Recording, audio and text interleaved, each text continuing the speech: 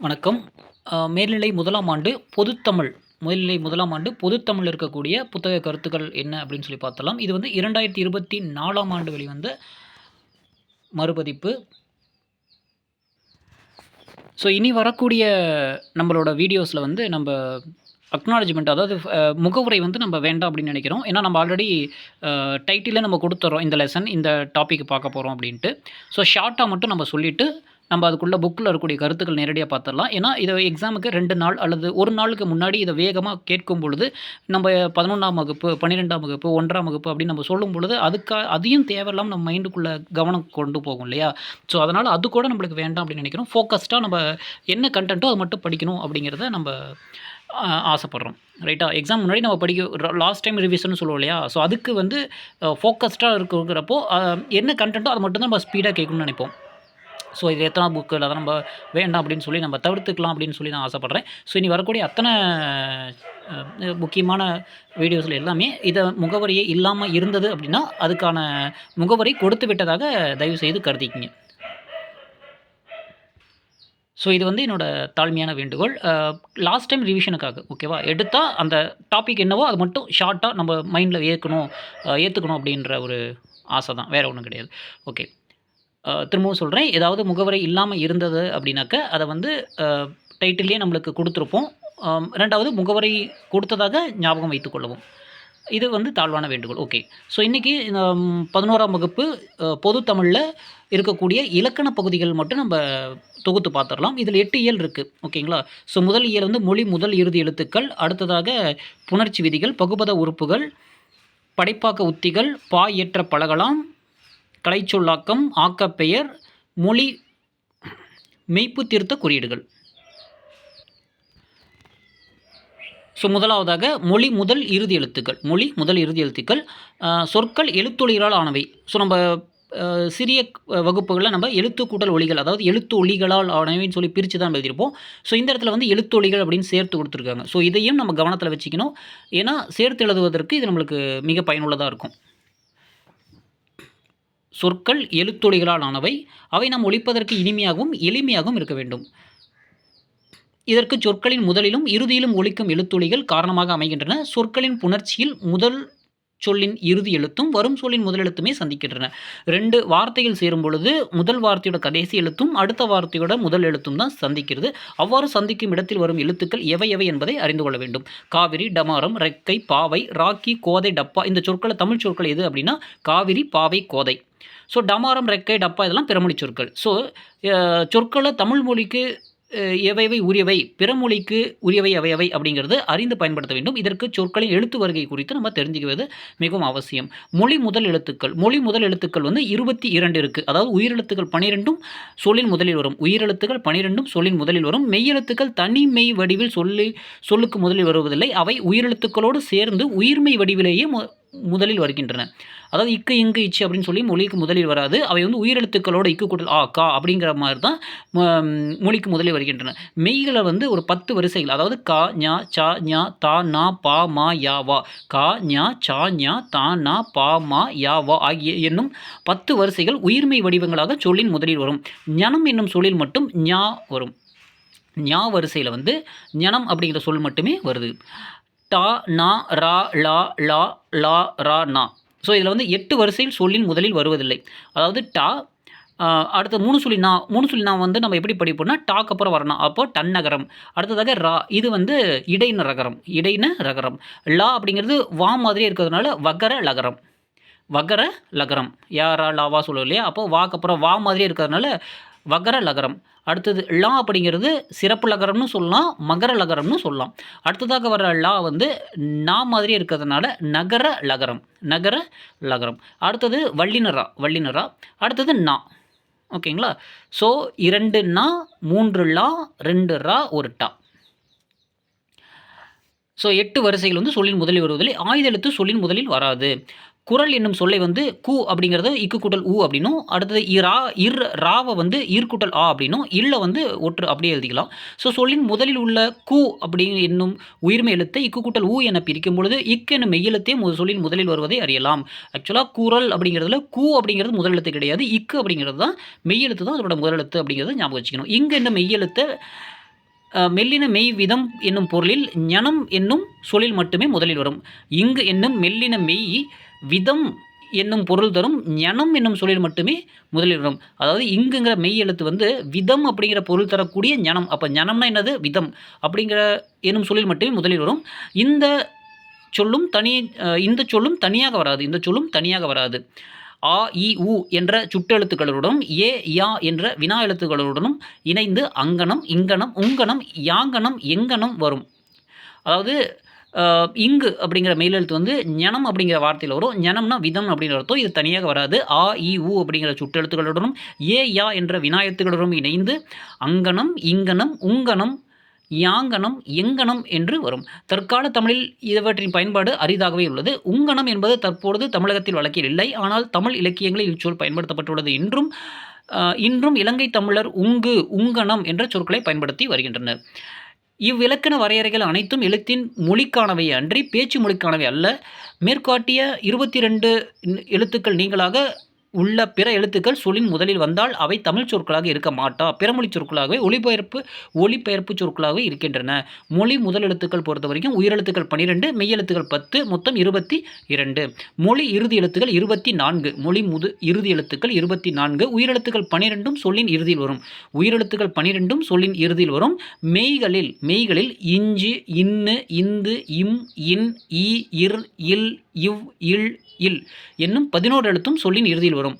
Inch, இன்னு, இந்து, இம், இன், ஈ, இர், இல், இவ், இல், இல் என்னும் 11 எழுத்துக்களும் சொல்லின் இறுதியில் வரும்.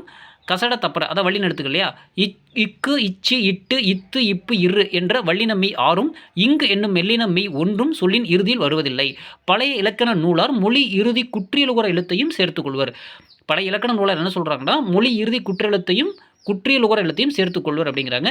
இஞ்சி, இந்து, இவ்வு 3ம் பழைய இலக்கிய வழக்கில் சொல்லின் இறுதி எழுத்தாக வந்துள்ளன.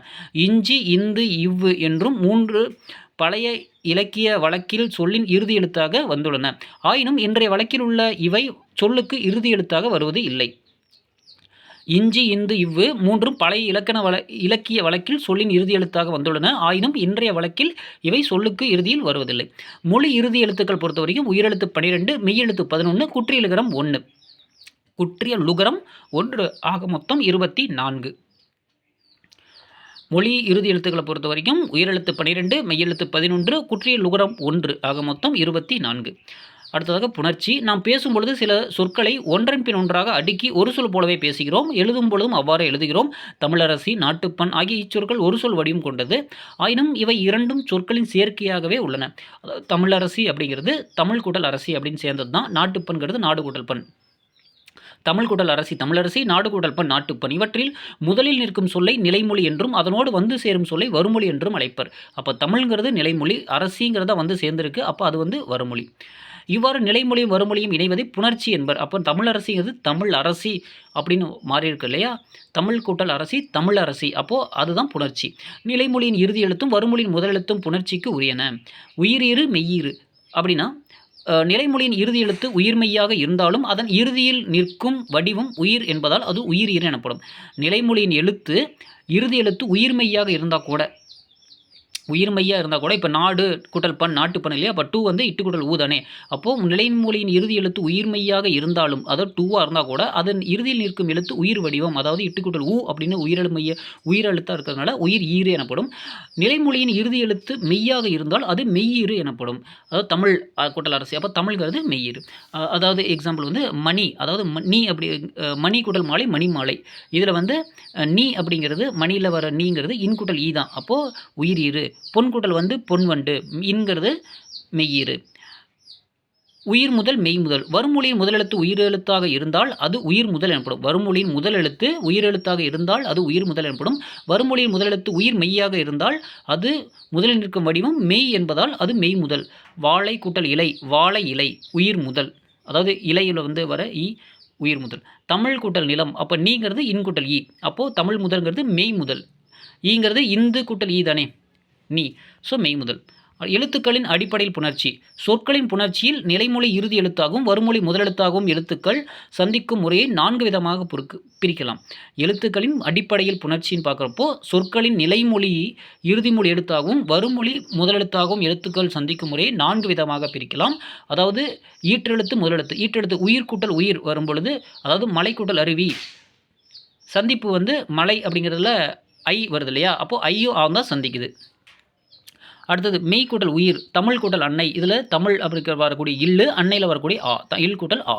உயிர் கூட்டல் மெய், அதாவது தென்னை கூட்டல் மரம். அப்போ நைங்கிறதுல இன் கூட்டல் ஐ தானே, அப்போ ஐ. மெய்யில் மரம், அப்போ இம் கூட்டல் ஆ, மரம். இம் கூட்டல் மா, இம் கூட்டல் ஆதானே மா, அப்போ இம் வருது. மெய் கூட்டல் மெய் அப்படிங்கிறது தேன் கூட்டல் மழை, அப்போ இன்னும் இம்மும் சந்திக்குது. அதாவது 4 வகையாக என்னென்ன பிரிக்கலாம்னா உயிரும் உயிரும் சேரும், மெய்யும் உயிரும் சேரும், உயிர் மெய்யும் செய்யும், மெய்யும் மெய்யும் சேரும். சொற்களின் அடிப்படையில் புணர்ச்சி. சொற்களின் அடிப்படையில் புணர்ச்சி எனும் பொழுது இலக்கண வகையால் சொற்கள் 4 வகைப்படும். அவற்றில் இடைச்சொல்லும் உரிச்சொல்லும் பெயரையும் வினையும் சார்ந்தே வரும். இலக்கண வகையால் பெயர்ச்சொல் வினைச்சொல் இடைச்சொல் உரிச்சொல் அப்படின்னு நம்மளுக்கு படித்தோம் இல்லையா, அப்போ இடைச்சொல்லும் உரிச்சொல்லும் பெயரையும் வினையும் சார்ந்து வரும். இவ்விரு சொற்களும் நிலைமொழியாகவும் வருமொழியாகவும் வந்தாலும் அவற்றின் புணர்ச்சி எழுத்துக்களின் புணர்ச்சியாகும். இடைச்சொல்லும் உரிச்சொல்லும் பெயரும் வினையும் சார்ந்தே வரும். இவ்விரு சொற்களும் நிலைமொழியாகவும் வருமொழியாக வந்தாலும் அவற்றின் புணர்ச்சி எழுத்துக்களின் புணர்ச்சி ஆகும். நிலைமொழி வருமொழி வரும் பொழுது பெயர் கூட்டல் பெயர், அதாவது கனி கூட்டல் சாறு அப்படின்னு வருது. பெயர் கூட்டல் வினை அப்படிங்கிறப்போ தமிழ் கூட்டல் படி, வினை கூட்டல் வினை அப்படிங்கிறப்போ நடந்து கூட்டல் செல், வினை கூட்டல் பெயர் அப்படிங்கிறது படித்த கூட்டல் நூல். புணர்ச்சி என்பது எழுத்துக்களின் சந்திப்பாகவும் சொற்களின் சந்திப்பாகவும் அமைகிறது. எனவே எழுத்துக்களும் சொற்களும் ஒளிக்கூறுகளாகவும் பொருள் கூறுகளாகவும் சந்திக்கும் நிகழ்வே புணர்ச்சி அப்படிங்கிறாங்க. எழுத்துக்களும் சொற்களும் ஒளிக்கூறுகளாகவும் பொருள் கூறுகளாகவும் சந்திக்கும் நிகழ்வு தான் புணர்ச்சி. குற்றிய லுகுர ஈறு அப்படிங்கிறது சார்பெழுத்துக்களுள் ஆயுதம் சொல்லின் முதலிலோ இறுதியிலோ வராது. சார்பெழுத்துக்கள் ஆயுதம் சொல்லின் முதலிலோ இறுதியிலோ வராது. குற்றிய லுகரம், அதாவது நுந்தை தவிர குற்றிய லிகரமும் இக்காலத்தில் சொல்லின் முதலே வராது. குற்றிய லுகரமும் குற்றிய லிகரமும் சொல்லி இக்காலத்தில் சொல்லின் முதலே வராது. அதாவது குற்றிய லுகரத்தில் நுந்தை தவிர குற்றிய லிகரம் எல்லாமே இக்காலத்தில் சொல்லின் முதலே வராது. ஆயினும் குற்றிய லுகரத்தின் 6 வகைகளும் சொல்லின் இறுதியில் வருகின்றன. குற்றிய லுகர ஈற்றுடன் வரும் நிலைமொழி குற்றிய லுகர ஈறு அல்லது குற்றிய லுகர நிலைமொழி எனப்படும். குற்றிய லுகர ஈற்றுடன் வரும் நிலைமொழி, அதாவது அந்த முதல் வாரத்தில் வரக்கூடிய குற்றிய லுகரமாக இருந்துச்சு அப்படின்னா குற்றிய லுகர ஈறு அல்லது குற்றிய லுகர நிலைமொழி, அதாவது 2 வார்த்தை சேரும் பொழுது முதல் வார்த்தையோட கடைசி எழுத்து குற்றிய லுகரமாக இருந்துச்சுன்னா அது குற்றிய லுகர ஈறுன்னு சொல்லலாம், அல்லது குற்றிய லுகர நிலைமொழி அப்படின்னு சொல்லலாம். வீடு கூட்டல் இல்லை, வீடு இல்லை. அப்போது இந்த வீடு அப்படிங்கிறதுல 2 வந்திருக்கு இல்லையா, அப்போது நெடில் எழுத்தை தொடர்ந்து, அதை வீங்கிற நெடில் எழுத்தை தொடர்ந்து குற்றியலுகர எழுத்து வந்திருக்கிறதுனால இது நெடில் தொடர் குற்றியலுகரம். வீடு கூட்டல் இல்லை, வீடு இல்லை, நெடில் தொடர் குற்றியலுகரம். முரடு கூட்டல் காளை, முரட்டு காளை, இது உயிர் தொடர் குற்றியலுகரம். அந்த 2 முரடு அப்படிங்கிறதுல இட்டு கூட்டல் ஊ இல்லையா, அப்போ உயிர் தொடர் குற்றியலுகரம். அச்சு கூட்டல் பலகை, அச்சு பலகை, இது வன் தொடர் குற்றியலுகரம். இக்கு இச்சு கசட தப்பற இல்லையா, அப்போ வல்லெழுத்தை தொடர்ந்து வந்திருக்கிறதுனால இது வன் தொடர் குற்றியலுகரம். பஞ்சு கூட்டல் பொதி, பஞ்சு பொதி, இது மென் தொடர் குற்றியலுகரம். மார்பு கூட்டல் கூடு, மார்பு கூடு, இது இடைத்தொடர் குற்றியலுகரம். எஃகு கூட்டல் கம்பி, எஃகு கம்பி, இது ஆயுத தொடர் குற்றியலுகரம். வீடு கூட்டல் இல்லை, வீடு இல்லை, நெடில் தொடர் குற்றியலுகரம். முரடு கூட்டல் காளை, முரட்டு காளை, இது உயிர் தொடர் குற்றியலுகரம். அச்சு கூட்டல் பலகை, அச்சு பலகை, வன் தொடர் குற்றியலுகரம். பஞ்சு கூட்டல் பொதி, பஞ்சு பொதி, மென் தொடர் குற்றியலுகரம். மார்பு கூட்டல் கூடு, மார்பு கூடு, இடைத்தொடர் குற்றியலுகரம். எஃகு கூட்டல் கம்பி, எஃகு கம்பி, ஆயுத தொடர் குற்றியலுகரம். அடுத்ததாக என் சொல்லுக்கு என்ன மரியாதை என தர்க்கம் பேசுவது இருக்கட்டும், எங்கு இருந்தாலும் நம் மொழிக்கு முதலிடம் ஏற்படுத்த சந்தியுங்கள். இறுதியில் தாய்மொழியை வளப்படுத்துங்கள், தனி வழியை சிந்தியுங்கள். தாய்மொழியை வளப்படுத்தும் தனி வழியை சிந்தியுங்கள் அப்படின்னு சொல்லி இந்த பாடம் முடியுது. அடுத்ததாக இயல் 2 புணர்ச்சி விதிகள். இயல் 2 புணர்ச்சி விதிகள். சொற்புணர்ச்சியின் பொழுது, அதாவது நிலைமொழியில் இறுதியிலும் வருமொழி முதலிலும் ஏற்படும் மாற்றங்களை சுருங்கச் சொல்லும் வரையறைகளை புணர்ச்சி விதிகள். அதாவது 2 வார்த்தைகள் சேரும் பொழுது அந்த நடுவில் என்ன தமிழ் கூட்டல் அரசி, தமிழரசின்னு சொல்லும் பொழுது அதில் என்ன நடைபெறுதோ, என்ன மாற்றங்கள் ஏற்படுதோ அதை சுருக்கமாக சொல்லக்கூடிய வரையறைகள் தான் புணர்ச்சி விதிகள் சொல்லுவாங்க. மொழியை பிழையின்றி கையாளவும் பாடலடிகளை பொருள் உணர்வுக்கு ஏற்ற வகையில் பிரித்தறிவும் மொழி ஆளுமையை புரிந்து கொள்ளவும் இப்புணர்ச்சி விதிகள் பயன்படுகின்றன. மொழியை பிழையின்றி கையாளவும் பாடலடியை பொருள் உணர்வுக்கு ஏற்ற வகையில் பிரித்தறிவும் மொழி ஆளுமையை புரிந்து கொள்ளவும் இப்புணர்ச்சி விதிகள் பயன்படுகின்றன. உயிரீற்று புணர்ச்சி அப்படிங்கிறப்போ அதை வந்து உடன்படு மெய்ப்புணர்ச்சி அப்படின்னு நம்ம பார்க்குறோம். உடன்படு மெய்ப்புணர்ச்சி உயிரீற்று புணர்ச்சியில் ஒன்று உடன்படு மெய்ப்புணர்ச்சி. உடன்படு மெய்ப்புணர்ச்சி அப்படின்னா நிலைமொழியின் இறுதி எழுத்தும் வறுமொழியின் முதலெழுத்தும் உயிரெழுத்துக்களாக இருந்தால் உச்சரிப்பின் போது ஒளி உடன்பாடு இல்லாமல் இடைவெளி ஏற்படும். எனவே உடன்படாத அவ்விரு மெய்களையும் மொழிகளையும் சேர்த்து புணர்க்க வரும் மெய் உடன்படு மெய் ஆகும். 18 மெய்களும் இவ் ஆகிய இரு மெய்களும் உடன்படு மெய்களாகும். நிலைமொழி இறுதி எழுத்தும் வறுமொழி முதலெழுத்தும் உயிரெழுத்துக்களாக இருந்தால் உச்சரிப்பின் ஒளி உடன்பாடு இல்லாமல் இடைவெளி ஏற்படும். அதாவது நிலைமொழியோட இறுதி எழுத்தும் வரக்கூடிய சேரக்கூடிய வார்த்தையோட முதலெழுத்தும் உயிரெழுத்துக்களாகவே இருக்குது அப்படின்னா அது ரெண்டும் சேராமல் ஒளி உடன்பாடு இல்லாமல் இடைவெளியோட இருக்கும். அறவே அந்த உடன்படாத அவ்விரு மெய்களையும் சேர்த்து புணர்க்க வரும் மெய் உடன்படு மெய் அப்படின்னு சொல்கிறோம். 18 மெய்களுள் இவ் ஆகிய இரு மெய்களும் உடன்படு மெய்களாகும். 2 வார்த்தை வரக்கூடிய 2 வார்த்தை சேரும் பொழுது முதல் வார்த்தையில் இறுதியும் உயிரெழுத்தாக இருக்குது, வரக்கூடிய வார்த்தையில் முதலெழுத்தும் உயிரெழுத்தாக இருக்கப்போ 2 வார்த்தை சேராது. அப்போ சேரும் பொழுது சேரணும் அப்படின்னா ஒரு மெய்யெழுத்து வந்து 2 இணைக்குது. அப்போ அந்த மெய் தான் உடன்படு மெய்ன்னு சொல்கிறோம். இவ் இருக்கு இல்லையா, அந்த 2 எழுத்து தான் உடன்படு மெய்யாக நம்மளுக்கு பாண்டிங்காக இருக்குது, பாண்ட் பண்ணி வைக்கிது. அப்போ அது பாருங்கள், காட்சி கூட்டல் அழகு, காட்சி அழகு, காட்சி அழகு அப்படிங்கிற வார்த்தையை பிரிக்கும் பொழுது காட்சி கூட்டல் அழகு, அதாவது இகர ஈறு காட்சி வரக்கூடிய எழுத்தில் சி அப்படிங்கிறது இச்சி கூட்டல் ஈ. அதே மாதிரி இதில் வந்து என்ன வருது, காட்சியில் வந்து ஈ தான் வருது. அப்போ உயிரெழுத்து. அடுத்து எதோட சேர்த்தணும், அழகோட சேர்த்தணும். அழகில் ஃபஸ்ட்டு முதல் எழுத்து என்னது ஆ. அப்போ ரெண்டுமே உயிரெழுத்தாக இருக்கும் பொழுது ஒன்று ஈ வரணும், இல்லை இவ் வரணும். அப்போது நம்மளுக்கு ஈ சேர்த்தி காட்சி அழகு அப்படின்னு சொல்லி நம்ம சொல்கிறோம். அதாவது காட்சி ஈ கூட்டல் ஆ வந்து யா, காட்சி அழகு. இது வந்து இகர ஈறு ஈ வந்து சேர்ந்துருக்கு. அடுத்தது தீ அணைப்பான், தீ கூட்டல் ஈ கூட்டல் அணைப்பான். அப்போ ஈகார ஈறு வந்து சேர்ந்துருக்குது. ஈகார தீ இத்து கூட்டல் ஈ இல்லையா, அப்போது அது வந்து உயிரெழுத்து, இதுவும் வந்து உயிரெழுத்து தான். ஈகர ஈறு அப்படிங்கிறப்போ தீயில வந்த இத்து கூட்டல் ஈன்னு வரும் இல்லையா, அப்போ ஈகார ஈறு. அப்போ தீ அணைப்பான்ங்கிறது ஈ வந்து சேர்ந்துருக்கு. கலையறிவு, கலை கூட்டல் அறிவு, இது ஐகார ஈறு. லை எப்படி பிரிக்கலாம், ஐ. ஸோ இத்து கூட்டல் ஐ தான் லை. அப்போது கலை கூட்டல் ஈ கூட்டல் அறிவு கலையறிவு, அது ஐகார ஈறு. மாவிலை, மா கூட்டல் இவ்வு கூட்டல் இலை, அது ஆகார ஈறு. பூவழகு, பூ கூட்டல் வழகு ஊகார ஈறு, அதாவது பூங்கிறது இப்பு கூட்டல் ஊ இல்லையா, அப்போது ஊகார ஈறு. அடுத்து சேயிலைங்கிறது சே கூட்டல் ஈ கூட்டல் இலை, அதாவது ஏகார ஈறு யகர வகர உடம்படுமைகள் சேர்ந்து வரும். சேவடி அப்படிங்கிறது சே கூட்டல் அடி, இங்கே வந்து இவ்வு வரும். அதாவது ஏகாரமாக இருந்துச்சுன்னா சேங்கிறது என்னது இச்சி கூட்டல் ஏவா, ஸோ அதில் வந்து யாவாவும் வரலாம் வாவாவும் வரலாம். சேயிலை அப்படின்னு வரும், சேவடி அப்படின்னு வரும். அப்போது ஏகாரத்துக்கு அப்புறம் வந்து ஈயும் வரும் இவ்வும் வரும். இவ்வளோ தான். ஸோ மேற்கண்ட எழுத்துக்கள் காட்சி அழகு, தீயணைப்பான், கலையறிவு, மாவிலை, பூவழகு, சேயிலை, சேவடி, இது எல்லாமே ஈ ஐ வழி எவ்வும் யா எழுத்து வரும். அதாவது காட்சி தீ கலை அப்படின்னு வரும் பொழுது ஈ தான் வந்து சேர்ந்து வரும். ஓகேங்களா, ஈ வந்து சேர்ந்து வரும். அடுத்து உயிர் வழி வவ்வும், உயிர் வழி வவ்வும்னா ஏனைய உயிர், அதாவது ஐ ஆ ஊ இதெல்லாம் வந்துச்சுன்னா மா பூ இதெல்லாம் மாவிலை பூவழகுன்னு இருக்கு இல்லையா, அப்போ ஆ ஊ அந்த ஐ இந்த 3 எழுத்துக்களை தவிர மீதி எந்த உயிர் வந்தாலும் வவ்வும் இவ்வு வரும். மாவிலை அப்படிங்கிறப்போ மா கூட்டல் இவ்வு கூட்டல் இலை, பூவழகு அப்படிங்கிறது பூ கூட்டல் இவ் கூட்டல் அழகு. ஸோ அப்போ வந்து வவ்வும் இவ்வு வரும். உயிர் வழி வவ்வும் ஏ முன் இவ்விருமையும் உயிர்வரின் உடம்படு மெய் என்றாகும். அப்போ அதாவது ஏகார வரிசையில் சே அப்படின்னு வருது இல்லையா, அப்போ அதில் வந்து இவ்விருமையும்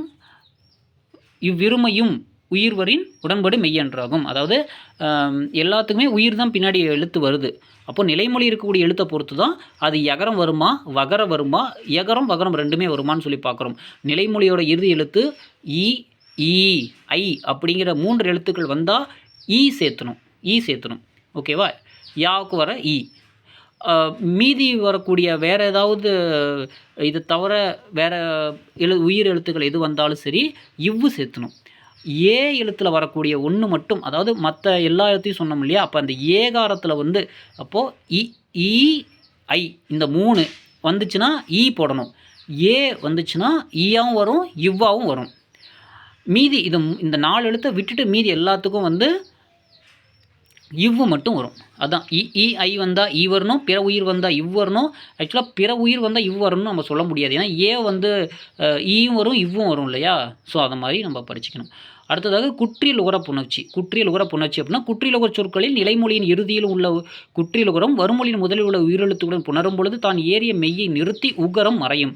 குற்றியலுகர சொற்களில் நிலைமொழியின் இறுதியில் உள்ள குற்றியலுகரம் வருமொழியின் முதலில் உள்ள உயிரெழுத்துடன் புணரும் பொழுது தான் ஏறிய மெய்யை நிறுத்தி உகரம் மறையும். பின் நிலைமொழி இறுதியில் உள்ள மெய் வருமொழி முதலெழுத்தாகிய உயிரெழுத்துடன் புணரும். நிலைமொழி இறுதியில் உள்ள மெய் வந்து வருமொழி முதலெழுத்தாகிய உயிரெழுத்துடன் புணரும் அப்படின்னு சொல்கிறாங்க. அதாவது மாசற்றார் அப்படின்னா மாசு கூட்டல் அற்றார். இதில் மாசு அப்படிங்கிறதுல என்ன வரும்? இச்சு கூட்டல் ஊ வரும் இல்லையா? சு. அப்போ இச்சு கூட்டல் ஊ மா சு அப்படிங்கிறத இச்சு கூட்டல் ஊ கூட்டல் அற்றார்.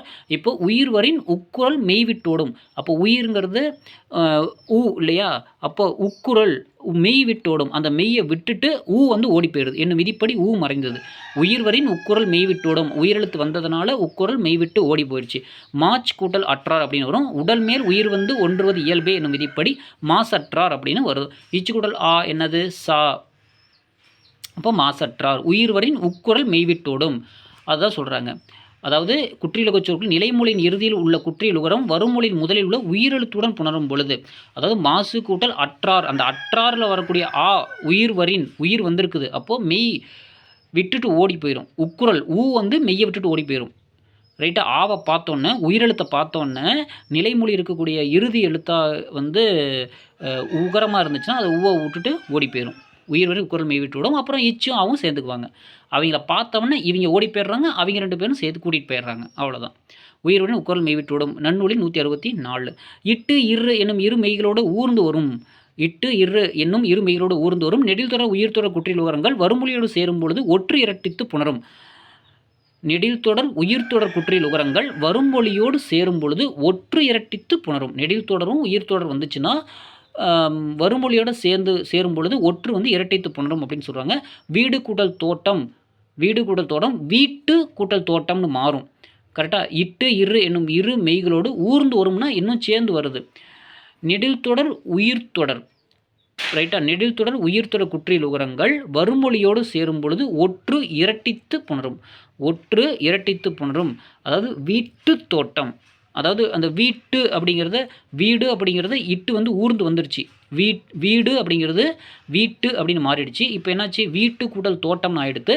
இப்போது இந்த டூ அப்படிங்கிறது எதோட வந்திருக்கு? இட்டோட நெடில்தொடர் குற்றியலுகரம் உயிர்த்தொடர் குற்றியலுகரங்கள் வருமொழியோடு சேரும் பொழுது ஒற்று இரட்டித்து பிறக்கும்.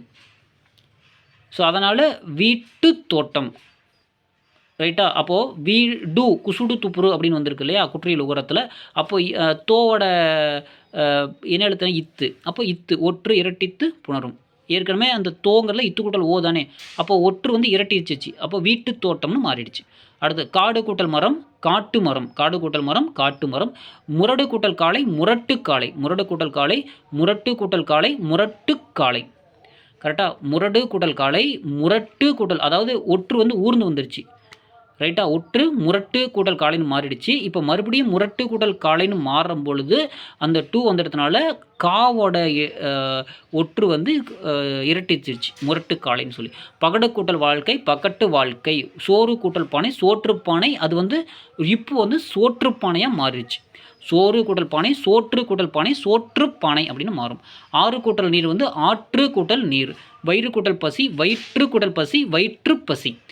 கயிறு கூட்டல் வண்டி கயிற்று வண்டி. நெடிலோடு உயிர்த்தொடர் குற்றியலுகரங்கள் நெடிலோடு உயிர்த்தொடர் குற்றியலுகரங்கள் டா ரா ஒற்று இரட்டும் வேற்றுமை மிகவே அப்படின்னு நன்னூலில் 183 சொல்லியிருக்காங்க. நெடிலோடு உயிர்த்தொடர் குற்றியலுகரங்கள் குற்றுரகங்களுள் டா ரா ஒற்று இரட்டும் வேற்றுமை மிகவே. வேற்றுமை மிகவே ஒற்று இரட்டும் அப்படின்னு சொல்கிறாங்க. அடுத்து முற்றியலுகர புணர்ச்சி அப்படிங்கிறது நிலைமொழியின் இறுதியில் உள்ள முற்றியலுகரமும் குற்றியலுகரத்தைப் போலவே தான் ஏறிய மெய்யை விட்டு உகரம் மறையும். பின் நிலைமொழி இறுதியில் உள்ள மெய் வருமொழி முதலாகிய உயிரெழுத்துடன் புணரும். நிலைமொழியின் இறுதியில் உள்ள முற்றியலுகரமும் குற்றியலுகரத்தைப் போலவே தான் ஏறிய மெய்யை நிறுத்தி உகரம் மறைஞ்சு போயிடும். பின் நிலைமொழி இறுதியில் உள்ள மெய் வருமொழி முதலெழுத்தாகிய உயிருடன் சேர்ந்து புணரும். அதாவது வரவறிந்தான் அப்படிங்கிறது வரவு கூட்டல் அறிந்தான். அதாவது அந்த ஊ எப்படி வரும்னா இவ்வு கூட்டல் ஊ அப்படிங்கிறது தான் ஊ. அப்போது அந்த ஊ என்ன பண்ணும், முற்றும் அற்றும் ஒராவளி என்ற விதிப்படி ஊ போயிடுச்சு. அதாவது வரவுங்கிறது முற்று வார்த்தை, முற்று வினை இல்லையா? ஸோ அப்போ முற்றும் அற்று ஒரோ வழி அப்படிங்கிற விதிப்படி ஊ போயிடுச்சு. இந்த இடத்துல எப்படி அந்த ஊ போகுது அப்படின்னா முற்றும் அற்று ஒரா வழிங்கிற விதிப்படி தான் போகுது. அடுத்தது இவ்வு தானே மிச்சம் இருக்கும். அப்போ வரவு கூட்டல் அறிந்தான் அப்படிங்கிறப்போ உடல் மேல் உயிர் ஒன்றுவது இயல்பே என்னும் விதிப்படி வரவறிந்தான் அப்படின்னு சொல்கிறாங்க. முற்றும் அற்று ஒரோ வழி அப்படின்னு நன்னூல் 164 சொல்கிறாங்க. ஸோ அங்கே உக்குரல் மெய்விட்டோடும் அப்படின்னு சொல்கிறது வேற. இந்த இடத்துல முற்றும் அற்று ஒரோ வழி அப்படிங்கிறது வேற. அடுத்ததாக உயிரிரு விதியிரு புணர்ச்சி. இயல்பீராக விதியீராகவோ வரும் நிலைமொழியின் இறுதியில் நிற்கும் உயிரெழுத்துடன் கா சா தா பா என்னும் வல்லின மெய்யெழுத்துக்களை முதலில் கொண்ட வருமொழிச் சொல் சேரும் பொழுது அவற்றுக்கிடையே வல்லுற்று மிகுந்து புணரும். இயல்பீராகவோ விதியீராகவோ, அதாவது இயல்பாக தெரியக்கூடாதோ தோன்றல் தீரம் விகாரம் அந்த மாதிரி ஏதோ ஒன்று வந்தாலும் சரி, நிலைமொழியின் இறுதியில் நிற்கும் உயிரெழுத்துடன், அப்போது முதல் வார்த்தையில் கூடிய கடைசி எழுத்து வா உயிரெழுத்தாக இருந்துச்சுன்னா காசா தாப்பா என்னும் வல்லின மெய்களை கொண்ட முதலெழுத்து வரும் சொல் சேரும் பொழுது வரக்கூடிய சொல் என்னவாக்கும், காசா தாப்பா அப்படிங்கிற வல்லின மெய்கள் முதலில் கொண்ட வருமொழி சொல் சேரும் பொழுது அவற்றுக்கிடையே வல்லுற்று மிகுந்து புணரும். இயல்பீறு என்பது இயல்பாக நிற்கும் சொல்லின் வடிவம். பள்ளி கூட்டல் தோழன் பள்ளித்தோழன். அப்போது பள்ளி அப்படிங்கிறதுல இல் கூட்டல் இ, அப்போது என்ன வந்திருக்குது, உயிரெழுத்து வந்துருச்சா. அப்போது இத்து கூட்டல் ஓ, அப்போ காசா தாப்பா வல்லினமை வந்துருச்சு, இத்து வந்திருக்கு. வருமொழி சொல் சேர்த்துக்குது. அவற்றிடையே என்ன பண்ணும், வல்லுற்று மிகுந்து வரும். அப்போது இத்து கூட்டல் ஓ தானே அப்போ இத்து வந்திருக்கு, பள்ளித்தோழன் சொல்லி மாறுது. இயல்பீறு என்னும் இயல்பாக நிற்கும் சொல்லிடும். விதியீறு என்று புணர்ந்த பின் நிற்கும் சொல்லின் வடிவம் அப்படின்னா நிலம் கூட்டல் தலைவர், நில கூட்டல் அதை இம்மு போயிடு, நில கூட்டல் தலைவர் அப்படின்னு சொல்லி விதியின்படி இம்மு போயிடும். அப்போ நிலத்தலைவர் அப்படின்னு சொல்லி வருமொழி சேரும்போது வல்லுற்று மிகுந்து நிலத்தலைவர் அப்படின்னு சொல்லி மாறும். அடுத்து திரைப்படம் அப்படிங்கிறது திரை கூட்டல் படமாக மாறும். திரை கூட்டல் இப்பு கூட்டல் படமாக மாறும். அதாவது இயல்பினும் விதியினும் நின்ற உயிர்மின், நின்ற உயிர்மீன், அதாவது ரை அப்படிங்கிறது இத்து கூட்டல் ஐ இல்லையா. அப்போ நின்ற உயிர்மீன் காசா தாப்பா மிகும் அப்படிங்கிற விதிப்படி இப்போ மிகுந்தது திரைப்படம் அப்படின்னு சொல்லி புணர்ந்தது. மரக்களம் அப்படிங்கிறது மரம் கூட்டல் களம். மவ்வீர் ஒற்றழிந்து உயிரீர் ஒப்பவும் என்னும் விதிப்படி மர கூட்டல் களம் அப்படின்னு மாறுது. அதாவது மரம் அப்படிங்கிற வார்த்தையில் இருக்கக்கூடிய எப்படி போகுதுன்னா மவ்வீர் ஒற்றழிந்து உயிரீர் ஒப்பவும் என்னும் விதிப்படி போயிடுச்சு, மர கூட்டல் களம் மாறிச்சு.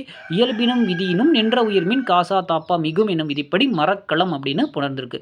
ஸோ இதை எப்படி நன்னூலில் சொல்லியிருக்காங்கன்னா இயல்பினும் விதியினும் நின்ற உயிர்மீன் காசா தாப்பா மிகும் விதவான மண்ணே அப்படின்னு சொல்கிறாங்க. பூப்பெயர் புணர்ச்சினா பூ என்னும் சொல் நிலைமொழியாய் நிற்க வருமொழியின் முதலெழுத்து வல்லின மெய்யெழுத்துகளோடு சேரும் பொழுது வல்லின மெய் மிகுந்து புணர்வது மட்டுமின்றி அவற்றிற்கு இனமான மெய்யெழுத்து மெல்லின மெய் மிகுதலும் உண்டு. எனவே மெல்லின மெய் மிகுதலே பெருவழக்காக உள்ளது. அதாவது பூக்குட்டல் கொடி பூக்கொடி பூங்கொடி அப்படின்னு சொல்லுவாங்க. பூக்குட்டல் தொட்டி பூந்தொட்டி அப்படின்னு சொல்லுவாங்க. பூக்குட்டல் சோலை பூச்சோலை பூஞ்சோலைன்னு சொல்லுவாங்க. பூக்குட்டல் பந்து பூப்பந்து பூம்பந்து அப்படின்னு சொல்லுவாங்க. அதாவது பூ என்னும் சொல் நிலைமொழியாக நிற்க வருமொழியின் முதலெழுத்து வல்லின மெய்யெழுத்து வரும் பொழுது, அப்போ கொடி அப்படிங்கிறது இக்கு கூட்டல் ஓ இல்லையா, அப்போ வல்லின மெய்யெழுத்து. தொட்டி இத்து கூட்டல் ஓ இல்லையா, அப்போ வல்லின மெய்யெழுத்து. சோலைங்கிறது இச்சு கூட்டல் ஓ இல்லையா, அப்போ சோலை. பாங்கிறது இப்பு கூட்டல் ஆ இல்லையா, இது எல்லாமே வல்லின மெய்யெழுத்து வரும் பொழுது வல்லின மெய் மிகுந்து புணர்வது மட்டுமின்றி வல்லின மெய்யெழுத்து மிகுந்து வரும். அவற்றிற்கு இனமான மெல்லெழுத்து மிகுதலும் உண்டு. அதாவது வல்லெழுத்தும் வரும், அதற்கு இனமான, அப்போ இக்குக்கு இன எழுத்து என்ன இங்கு இல்லையா. ஸோ இச்சுக்கு இஞ்சு, அந்த மாதிரி இப்புக்கு இம்மு, அந்த மாதிரி ஏதோ இத்துனா இந்து. ஸோ அவற்றோட இன எழுத்தும் சேர்ந்து வருது. இவ்வாறு மெல்லின மெய் மிகுதலே பெருவழக்காக உள்ளது. மெல்லின மிகுதல் தான் இங்கே பெருவழக்காக இருக்குன்னு சொல்கிறாங்க. பூ கூட்டல் கொடி, பூக்கொடி அப்படிங்கிறது வர அதோட இன எழுத்து இக்குக்கு என்ன எழுத்து? பூங்கொடி இல்லையா? அப்போ நம்ம என்ன சொல்கிறோம்? பூங்கொடி அப்படிங்கிறது தான் பெருவழக்காக இருக்குது. பூ கூட்டல் தொட்டி, பூத்தொட்டி. அப்போ அதுக்கு இனமான இத்துக்கு இனமான தொட்டி பூந்தொட்டி. அப்போ பூந்தொட்டி தான் நம்ம அதிகமாக சொல்கிறோம். பூக்கூட்டல் சோலை, பூச்சோலை அப்படிங்கிறத விட பூஞ்சோலை அப்படின்னு இச்சோட இன எழுத்தான இஞ்சை தான் நம்ம சொல்கிறோம். பூ கூட்டல் பந்து, பூப்பந்து. அது இப்புக்கு இனமான எழுத்து இம்மு. ஸோ பூம்பந்து அப்படின்னு சொல்கிறோம். பூ பெயர் முன் இனமின்மை தோன்றும். இனமின்மை தோன்றுங்கிறது தான் நன்னூல்ல 200ல் சொல்லியிருக்காங்க. அடுத்து மெய்யீற்று புணர்ச்சி அப்படின்னா நிலைமொழி ஈற்றின் இறுதி எழுத்து மெய்யெழுத்தாக நிற்க வருமொழியின் முதலெழுத்தாக வரும் உயிரெழுத்துடனும் மெய்யெழுத்துடனும் சேரும் புணர்ச்சியை மெய்யீற்று புணர்ச்சி என்பர். நிலைமொழியின் இறுதி எழுத்து, நிலைமொழி ஈற்றின் இறுதி எழுத்து மெய்யெழுத்தாக நிற்க, அதாவது வாயொலின்னா வாய்க்கூட்டல் ஒலி. அப்போ அந்த வாய்க்கூட்டல் ஒலிங்கிறத வந்து மெய்யெழுத்து. வருமொழி நிலைமொழியின் இறுதி எழுத்து மெய்யெழுத்தாக நிற்க வருமொழியின் முதலாக வரும் உயிரெழுத்துடன், அப்போ ஓங்கிறது உயிரெழுத்தா, வருமொழியின் முதலாக வரும் உயிரெழுத்துடனும் மெய்யெழுத்துடனும் சேரும் புணர்ச்சியை மெய்யீற்று புணர்ச்சின்னு சொல்கிறோம். அதாவது வாய்க்கூட்டல் ஒலி, வாயொலி. உடல் மேல் உயிர் வந்து ஒன்றுவது இயல்பே என்னும் விதிப்படி வாயொலி என்று புணர்ந்தது. உடல் மேல் உயிர் வந்து ஒன்றுவது இயல்பே 204.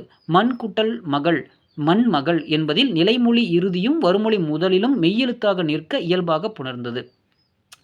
மண் குட்டல் மகள் அப்படிங்கிறதுல முதல் வார்த்தையில் மண் அப்படிங்கிறது ஈறு என்னது? மெய்யெழுத்தாக இருக்குது. ஸோ மகள், மாலை வந்து வந்து மெய்யெழுத்தாக இருக்குது. ஸோ இந்த மாதிரி வரும் பொழுது புணர்ச்சி வந்து மெய்யீற்று புணர்ச்சின்னு சொல்கிறோம். ரெண்டுமே மெய்யெழுத்தாக இருந்துச்சுன்னா மெய்யீற்று புணர்ச்சி. தனிக்குறள் முன் ஒற்று புணர்ச்சி. தனிக்குறள் முன் ஒற்று புணர்ச்சினா நிலைமொழி தனிக்குறள் சார்ந்த மெய்யெழுத்தாக நின்று வருமொழியின் முதல் எழுத்து உயிரெழுத்தாக இருப்பின் நிலைமொழி ஒற்று இரட்டும். கல் கூட்டல் அதர். அப்போ அந்த கல் அப்படிங்கிறது நிலைமொழி தனிக்குறில் சார்ந்த மெய்யெழுத்தாக நின்று, அப்போ காங்கிறது தனிக்குறில், அதில் இல்லு வந்து சேர்ந்துருக்கு. நிலைமொழி தனிக்குறில் சார்ந்த மெய்யெழுத்தாக நின்று கல் அப்படின்னு வருமொழியின் முதல் உயிரெழுத்தாக, அப்போ அதர் அப்படிங்கிறது வருமொழியோட முதல் எழுத்து உயிரெழுத்தாக இருக்குது. இருப்பின் நிலைமொழி ஒற்று இரட்டு இருக்கும். அப்போ நிலைமொழியோட ஒற்று என்னது? இல்லு. அப்போ அதோட லா வந்து சேரும். கல் கூட்டல் அதர், கல்லதர் அப்படின்னு தனிக்குறில் முன் ஒற்று இரட்டும். தனிக்குறில் முன் ஒற்று உயிர்வரின் இரட்டும்.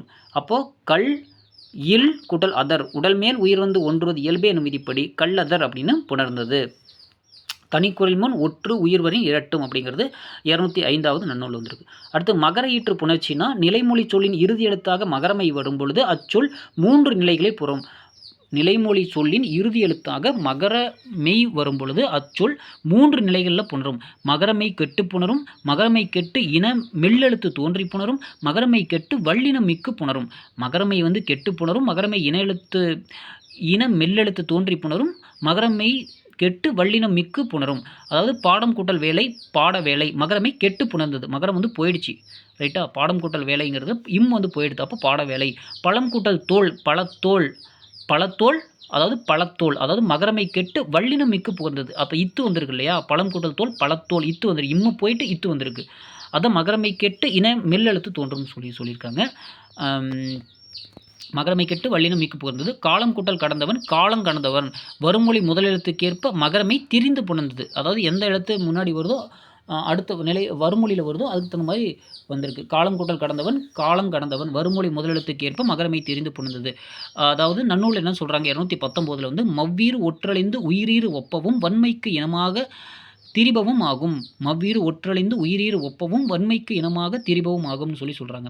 அடுத்ததாக பண்பு பெயர் புணர்ச்சி. பண்பு பெயர் புணர்ச்சி அப்படிங்கிறது பண்பு பெயர் சொல் நிலைமொழி சொல்லாக நின்று வருமொழி சொல்லுடன் புணரும் பொழுது பின்வரும் மாற்றங்களை அடையும். அதாவது பண்பு பெயர் சொல் நிலைமொழி சொல்லாக நின்று, அப்போது ஃபஸ்ட்டு வார்த்தை என்ன இருக்கும்? பண்பு பெயர் சொல்லாக இருக்கும். வருமொழி சொல்லுடன் புணரும் பொழுது பின்வரும் மாற்றங்கள் எந்த மாதிரிலாம் இருக்கும்? நிலைமொழியின் இறுதியில் உள்ள மை கெட்டு புணரும். பெருவழி, அதாவது பெருமை கூட்டல் வழி அப்படிங்கிறது, அந்த பெருமை கூட்டல் வழி பெருவழின்னு எப்படி மாறிச்சு அப்படின்னா ஈறுபோதல் விதிப்படி மை வந்து கெட்டு புணர்ந்தது. அதாவது நிலைமொழியின் இறுதியில் உள்ள மை வந்து கெட்டு புணரும் அப்படின்னு சொல்கிறாங்க. பெருவழி, பெருமை கூட்டல் வழி, அதாவது ஈறுபோதல் விதிப்படி மை விகுதி கெட்டு பெருவழி அப்படின்னு சொல்லி புணர்ந்திருக்கு. மை விகுதி கெட்டு நிலைமொழி சொல்லின் இறுதியில் உள்ள உகரம் இகரமாக தெரியும். பெரியன் அப்படின்னா பெருமை கூட்டல் அன், அதாவது பெரு கூட்டல் அன் அப்படின்னு ஈறுபோதல் மை விகுதி கெட்டு போயிடுச்சு இல்லையா, ஈறுபோதல் விதிப்படி மை போயிடுச்சு. அப்போ பெரு கூட்டல் அன் அப்படிங்கிறது எப்படி வந்திருக்கு, ஈறுபோதல் விதிப்படி. பெரிய கூட்டல் அன் அப்படின்னா இடை உகரம் ஈயாதல், இடை உகரம் ஈயாதல் அப்படின்னா பெரு அப்படிங்கிறது ஊ இல்லையா, எரு கூட்டல் ஊ. அப்போது ஈயாதல்னா ஈன்னு மாறிடுச்சு, உகரம் ஊ வந்து இரு கூட்டல் ஊ தானே ரூ, அப்போது ஈயா மாறிச்சுன்னா இருக்கூட்டல் ஈ வந்து ரி அப்படின்னு பெரிய கூட்டல் அன் அப்படின்னு சொல்லி மாறி இருக்கு. அப்புறம் உடம்படு மெய் ஈ வந்து தோன்றியிருக்கு, அதாவது பெரி அன் 2 வார்த்தையும் சேர்த்துறதுக்காக ரீல வந்து ஈ உயிரெழுத்து வந்திருக்கு, வரு மொழியிலையும் ஈ வந்திருக்கு. அப்போ 2யும் சேர்த்துறதுக்கு ஈ அப்படிங்கிற உடன்படு மெய் வந்து தோன்றிருக்கு.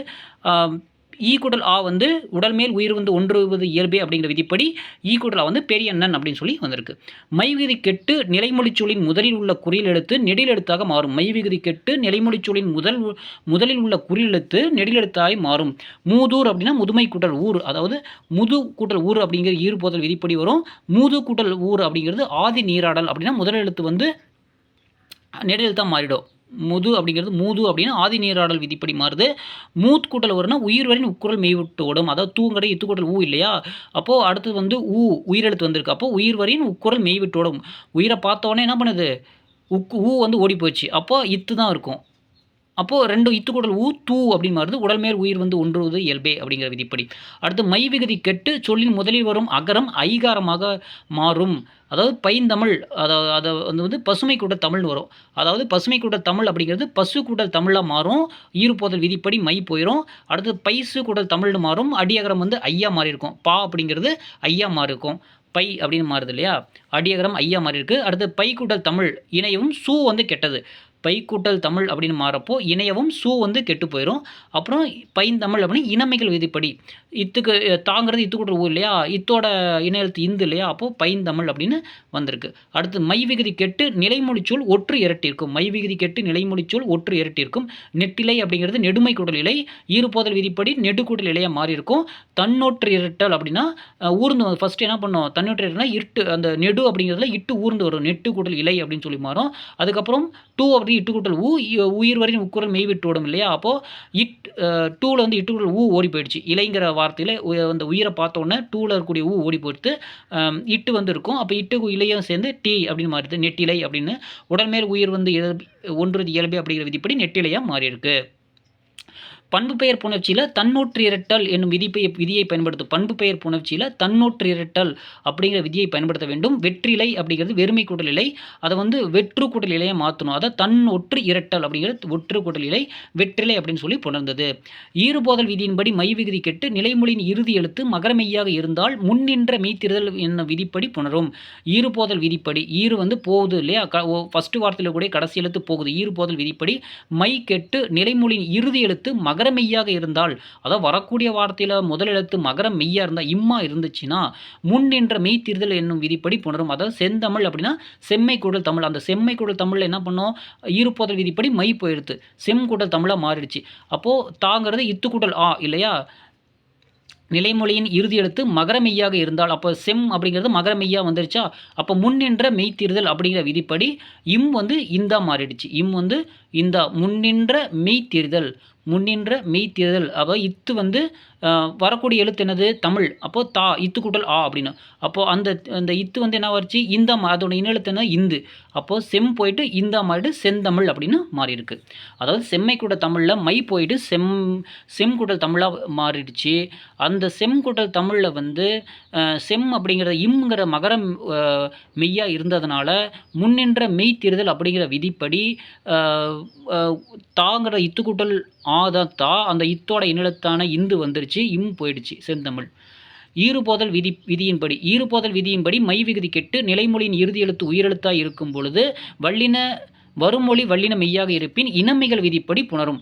ஈறுபோதல் விதிப்படி மை விகுதி கெட்டு நிலைமொழியின் இறுதி எழுத்து உயிரெழுத்தாக இருக்கும் பொழுது வருமொழியின் வல்லின மெய்யாக இருப்பின் இனமைகள் விதியின்படி புணரும். அதாவது கருங்கடல் கருமை கூட்டல் கடல், அதாவது ஈறுபோதல் விதிப்படி கரு கூட்டல் கடல்னு மாறிச்சு, ரைட்டா. அடுத்து கரு கூட்டல் கடல் அப்படிங்கிறது இனமைகள் மீதிப்படி இக்குக்கு கடலுங்கிறதுனா இக்கு கூட்டல் ஆ இல்லையா, ஸோ அப்போ அதோட இனமைகள் என்னது இங்கு, அப்போ கருங்கடல். ஸோ மேலே வந்த செந்தமிழ் அப்படிங்கிறது இம்மு போயிட்டு இம்மு போயிட்டு முன்னின்ற மெய்த்திருதல் விதிப்படி அந்த இம்மு போயிட்டு இந்த மாறிடுச்சு. வந்து இந்த மாதிரி செந்தமிழ்னு மாறிச்சு. பட் இங்கே வந்து என்ன ஆயிடுத்து, கருங்கடல் இனமிகள் அந்த இரு போகாமல் கருங்கடலாக மாறியிருக்கு. ஸோ இது என்ன வித்தியாசம் அப்படின்னா இதுதான் வித்தியாசம். ஸோ மை போயிடுச்சு. நிலைமொழியோட இறுதி எழுத்து உயிரெழுத்தாக இருந்து வல்லின மெய்யாக இருந்துச்சுன்னா, இக்கா கசடத்தப்புறவா இருந்துச்சுன்னா இந்த மாதிரி ஒரு கண்டிஷன். மேலே வந்து மகர மெய்யாக இருந்தா, ரைட்டா, நிலைமொழி கெட்டு மகர மெய்யாக இருந்தால் அந்த கண்டிஷன். அவ்வளோதான். மகர மெய் கெட்டு நிற்கும் நிலைமொழியின் இறுதி எழுத்து மேற்சொன்ன எவ்விதிலும் பொருந்தாதிருப்பின் இணையவும் என்னும் விதியை பயன்படுத்த வேண்டும். மை விகுதி கெட்டு நிற்கும் நிலைமொழியோட இறுதி எழுத்து மேலே சொன்னபடி உயிரெழுத்தாகவும் இல்லை, மகர எழுத்தாகவும் இல்லை, ஒற்று இரட்டிக்கல அந்த மாதிரி எந்த விதியிலையுமே வரல. அப்படிங்கிற பட்சத்தில் ஆட்டோமேட்டிக்காக இணையவும் அப்படிங்கிற விதியை நம்ம பயன்படுத்தணும். பைந்தளிர், அதாவது பசுமை கூட்டல் தளிர் அப்படிங்கிற பசு கூட்டல் தளிர் ஈறுபோதல் விதிப்படி பசு கூட்டல் தளிர்னு ஈறுபோதல் விதிப்படி போயிடும். பைசு அப்படின்னு அடி அகரம் ஐயாதலுங்கிறப்போ பையா மாறுது, பைசு கூட்டல் தளிர். இணையவும் அப்படிங்கிறப்போ பை தளிர் அப்படிங்கிறப்போ இந்து இனமைகள் விதிப்படி பைந்தளிர் அப்படின்னு மாறுது. அதாவது குறிப்பாக சொல்லணும்னா ஈறுபோதல் இடை உகரம் ஈயாதல் ஆதி நீராடல் அடி அகரம் ஐயாதல் தன்னொற்று இரட்டல் முன்னின்ற மெய்த்திருதல் இனமிகள் இணையவும் பண்பிற்கு இயல்பே. அப்போது பண்பு பெயரில் இணையும் பொழுது, பண்பு பெயர் புணரும் பொழுது என்னென்ன வரும்?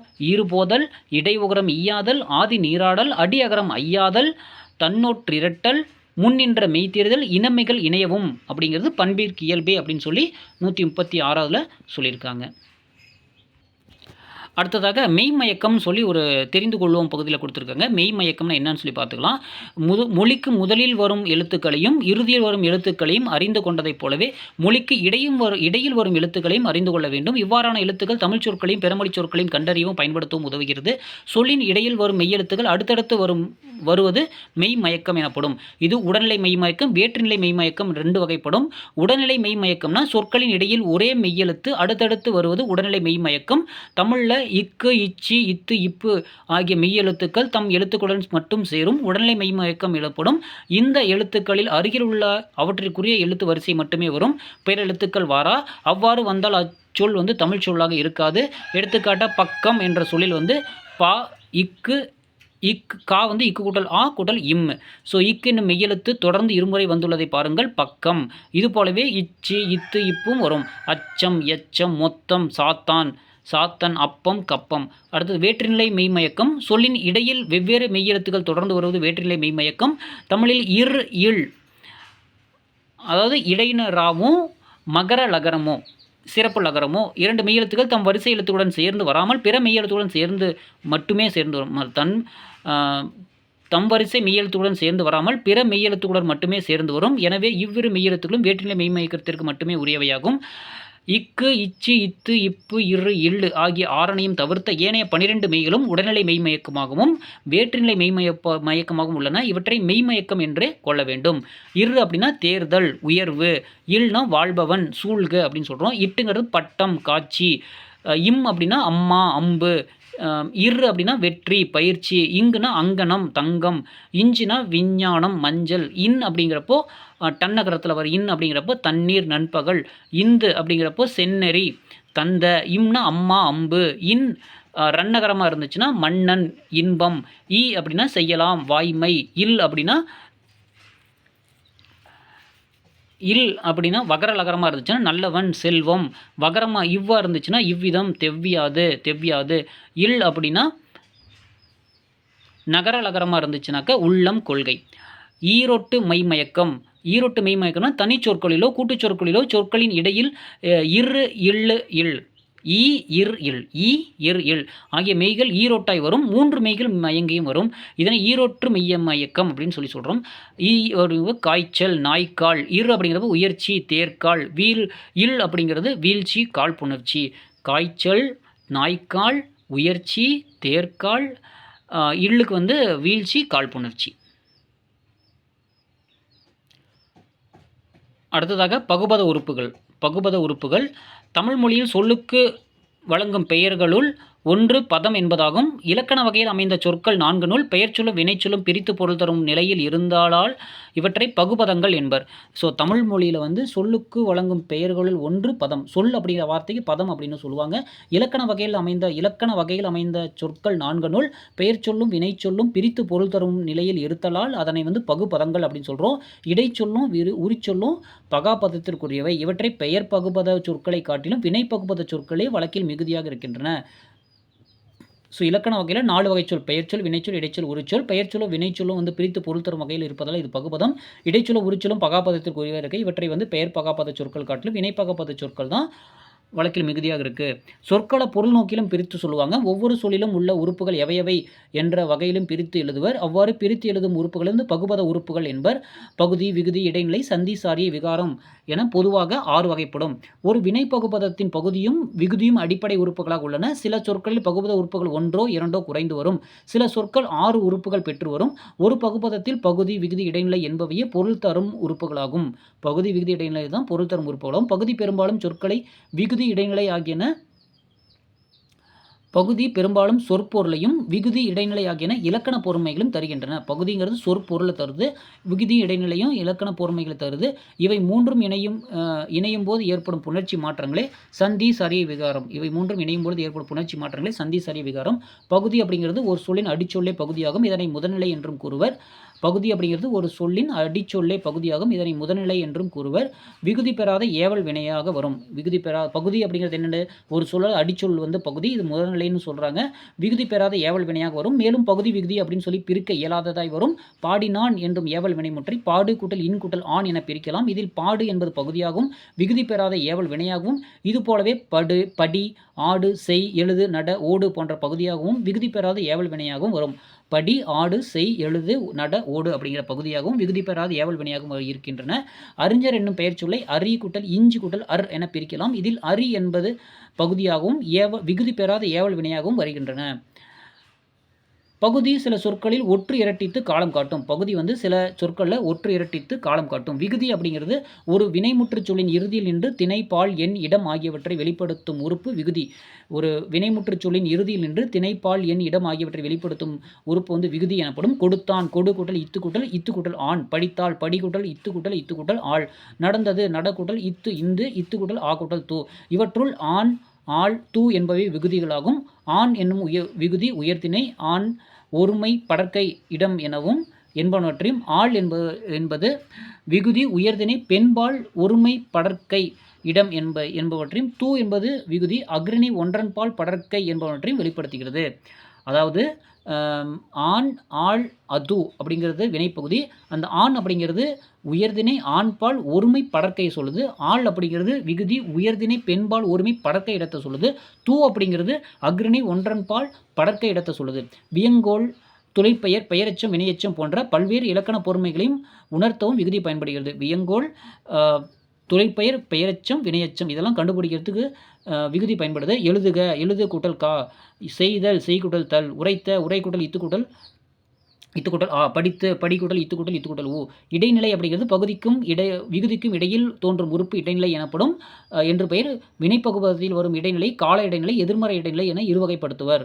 வினைப்பகுபதத்தில் வரும் இடைநிலை கால இடைநிலை, எதிர்மறை இடைநிலை 2 வகைப்படுத்துவாங்க. பெயர் பகுபதத்தில் வரும் இடைநிலை வந்து பெயர் இடைநிலை ஆகும். பெயர் பகுபதத்தில் வரும் இடைநிலை வந்து பெயர் இடைநிலை.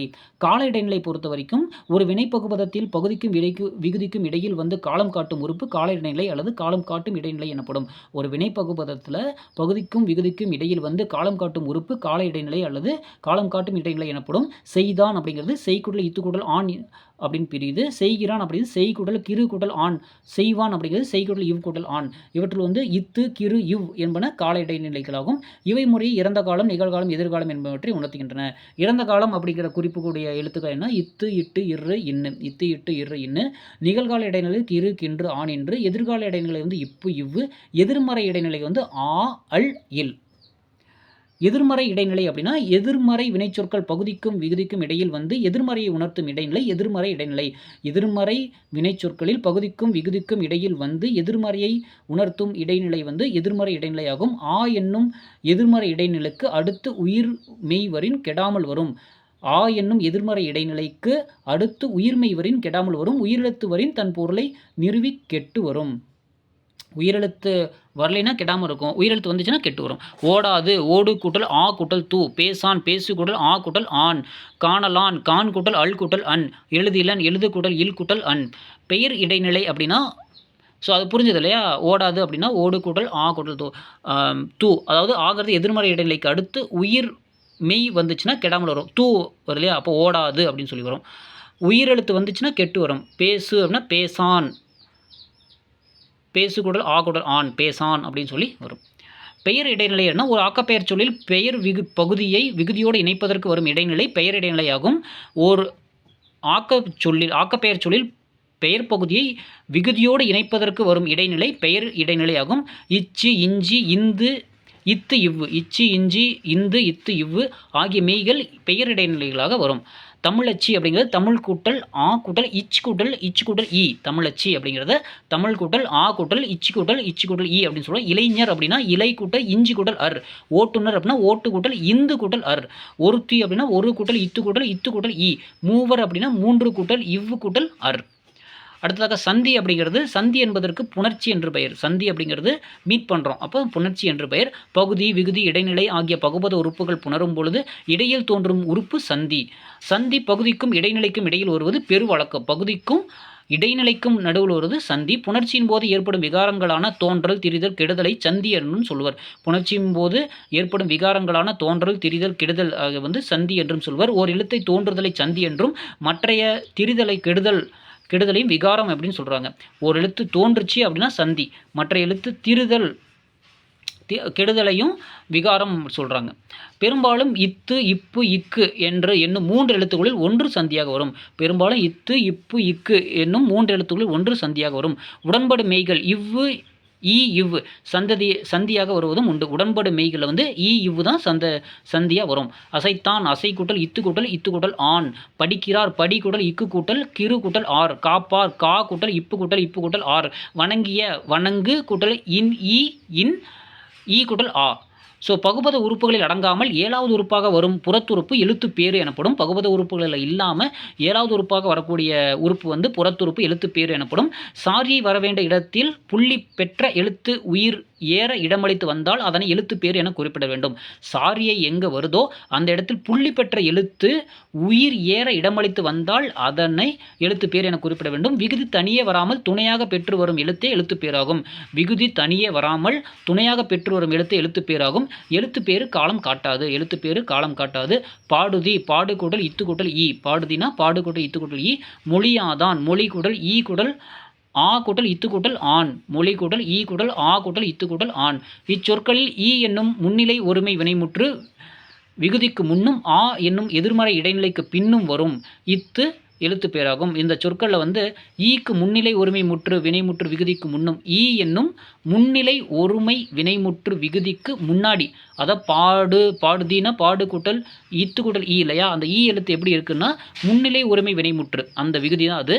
அதுக்கு முன்னாடி வரக்கூடிய ஆ என்னும் எதிர்மறை இடைநிலைக்கு பின்னும் எதிர்மறை இடைமொழிக்கு பின்னாடியும் வரக்கூடிய இத்து வந்து எழுத்துப்பேறு.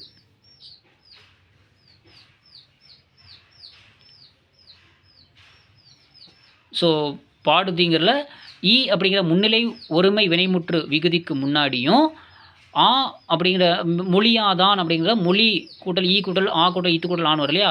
அப்போ அந்த ஆ என்றும் எதிர்மறை இடைநிலைக்கு பின்னாடியும் வரக்கூடிய ஆங்கிறது எதிர்மறை இடைநிலை. அதுக்கு பின்னாடி இத்து வருது இல்லையா? அந்த இத்தும் எழுத்துப்பேறு.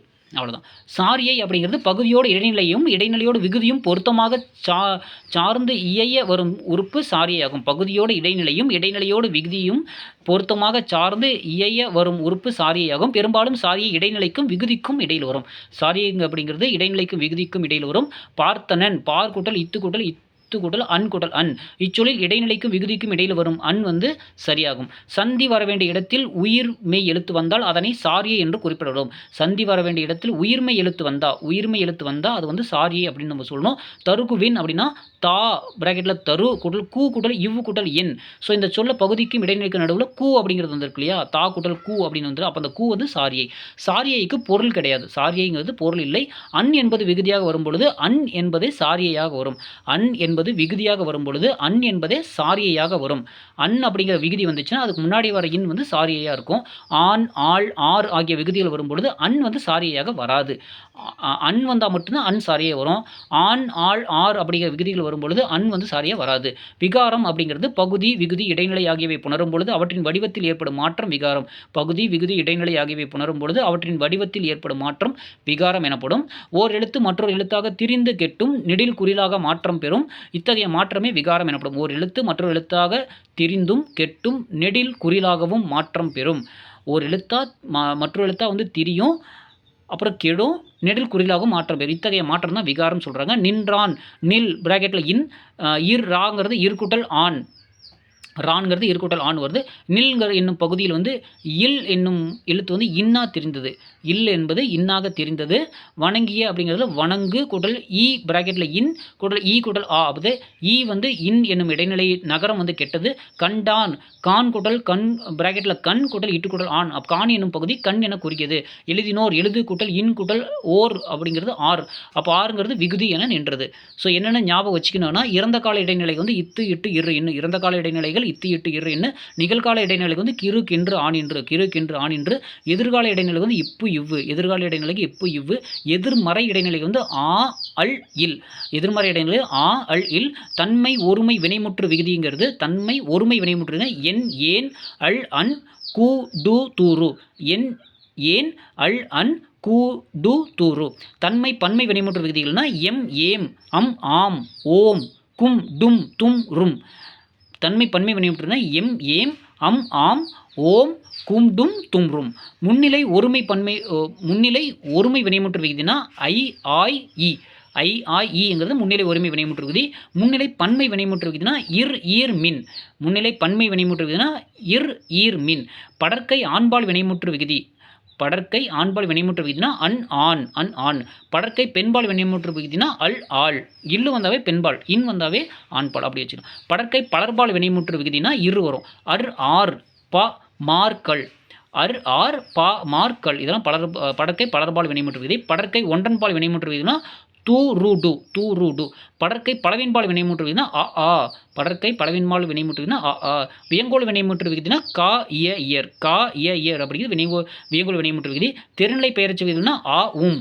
தெருநிலை பெயரச்ச விகுதி, தெருநிலை பெயரச்ச விகுதினா ஆ உம். தெருநிலை வினையச்ச பகுதிகள்னா ஊ இ. தெருநிலை வினையச்ச பகுதினா ஊ இ. தமிழ் ஓர் ஒட்டுநிலை மொழி. தமிழ் வந்து ஓர் ஒட்டுநிலை மொழி. ஓரெழுத்து ஒரு மொழி சொற்கள் இருப்பினும் தமிழில் உள்ள எல்லா எழுத்துக்களும் சொல்லாவதில்லை.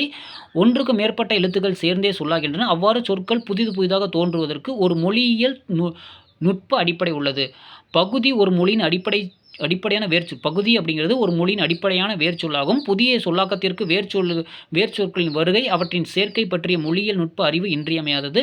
இதன் மூலம் துறைதோறும் புதிய கலைச்சொற்களை உருவாக்க முடியும். திணை பால் எண் இடம் உணர்த்தும் சிறப்புள்ள மொழி தமிழ் மொழி. இச்சிறப்புக்குரிய காரணம் சொல்லின் விகுதியாகும். இவ்வாறு வேறு வேறு உறுப்புகளை இணைத்து சொற்களை உருவாக்க முடியும். இச்சொற்களை வேண்டும் பொழுது பிரித்து கொள்ளலாம், மறுபடியும் சேர்த்து கொள்ளலாம். பிரித்தாலும் சேர்த்தாலும் பொருள் மாறாது. பகுபத தன்மை உள்ள மொழியை கற்றுக்கொள்வது எளிது. பிற மொழியின தமிழை எளிமையாக கற்றுக்கொள்வதற்கு இதுவே ஒரு காரணமாகும். மேலும் இது பகுபத தன்மையால் எண்ணிறந்த சொற்கள் உருவாகின்றன. இது மொழியின் வளர்ச்சிக்கும் தொடர்ச்சிக்கும் இன்றியமையாதது ஆகும். அடுத்ததாக இயல் 4 இருக்கக்கூடிய பகுதி படைப்பாக்க உத்திகள். படைப்பாக்க உத்திகள். உவமை, அதாவது உவமைன்னு என்ன கொடுத்துருங்க, ஒன்றை மற்றொன்றோடு ஒப்பிட்டு பார்ப்பது நம்மிடம் இயல்பாக அமைந்துள்ள பண்பு.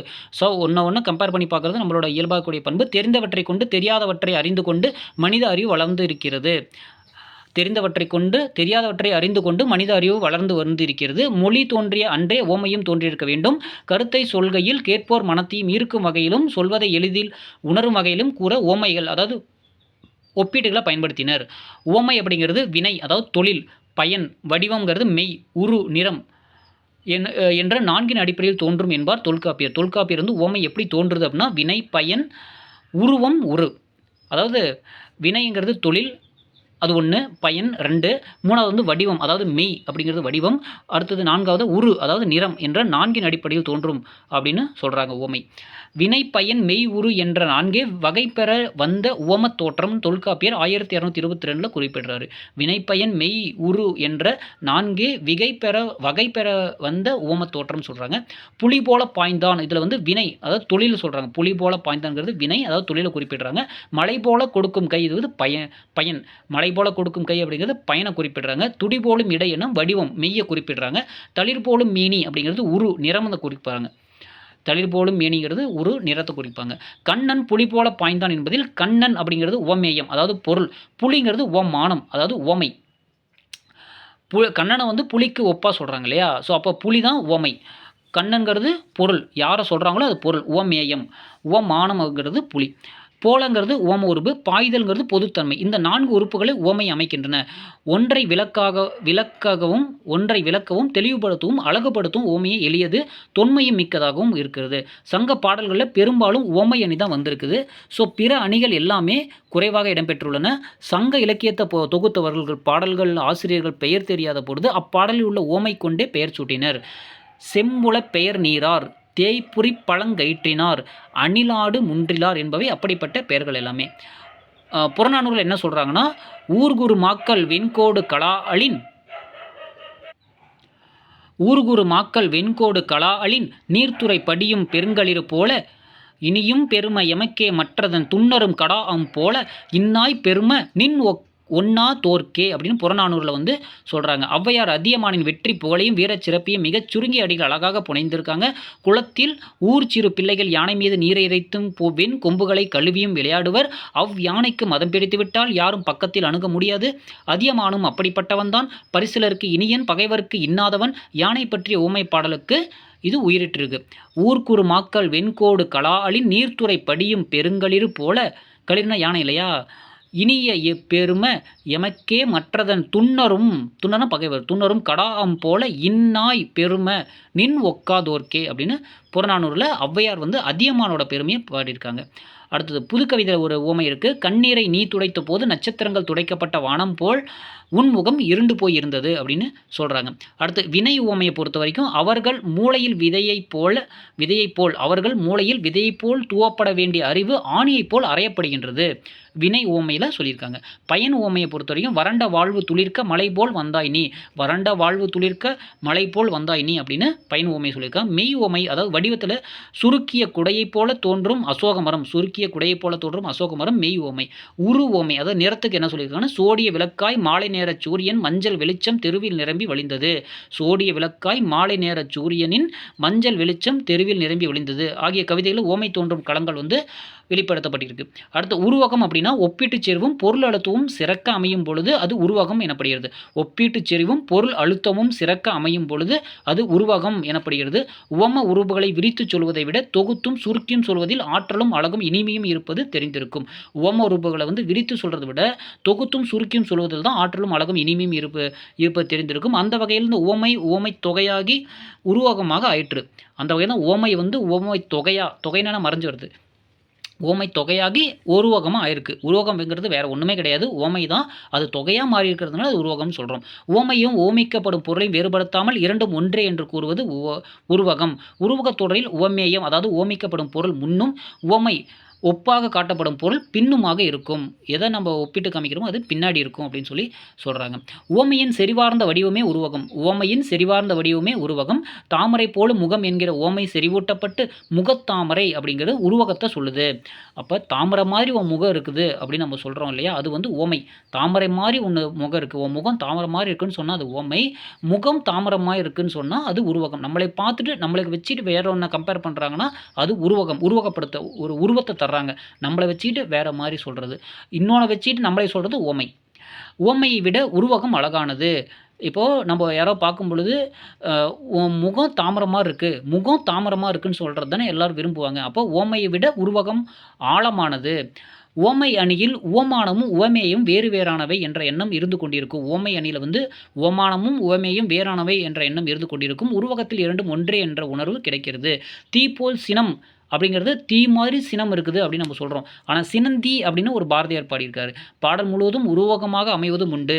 பாரதி கண்ணம்மா என் காதலி அப்படிங்கிற அந்த தொகுப்பில் சுட்டும் விழிச்சுடர் தான் கண்ணம்மா சூரிய சந்திரரோ வட்ட கரிவிழி கண்ணம்மா வான கருமை கொள்ளோ பட்டு கருநீல புடவை பதித்த நல் வைரம் நட்டு நடுநிசியில் தெரியும் நட்சத்திரங்களடி சுட்டு விழிச்சுடர் தான் கண்ணம்மா சூரிய சந்திரரோ வட்ட கரிய விழி கண்ணம்மா வான கருமை கொள்ளோ பட்டு கருநீல புடவை பதித்த நல் வைரம் நட்டு நடுநிசியில் தெரியும் நட்சத்திரங்களடி என்னும் கவிதையில் தான் எத்தனை உருவங்கள் பாஞ்சாலி சபதத்தில் அர்ஜுனன் பாஞ்சாலியிடம் கதிரவன் ஒளிப்பட்டு விதவிதமான மாயம் கொள்ளும் மேகங்களுக்கு கூறுகின்ற உருவகங்கள் உள்ளம் கவர்ந்தவை.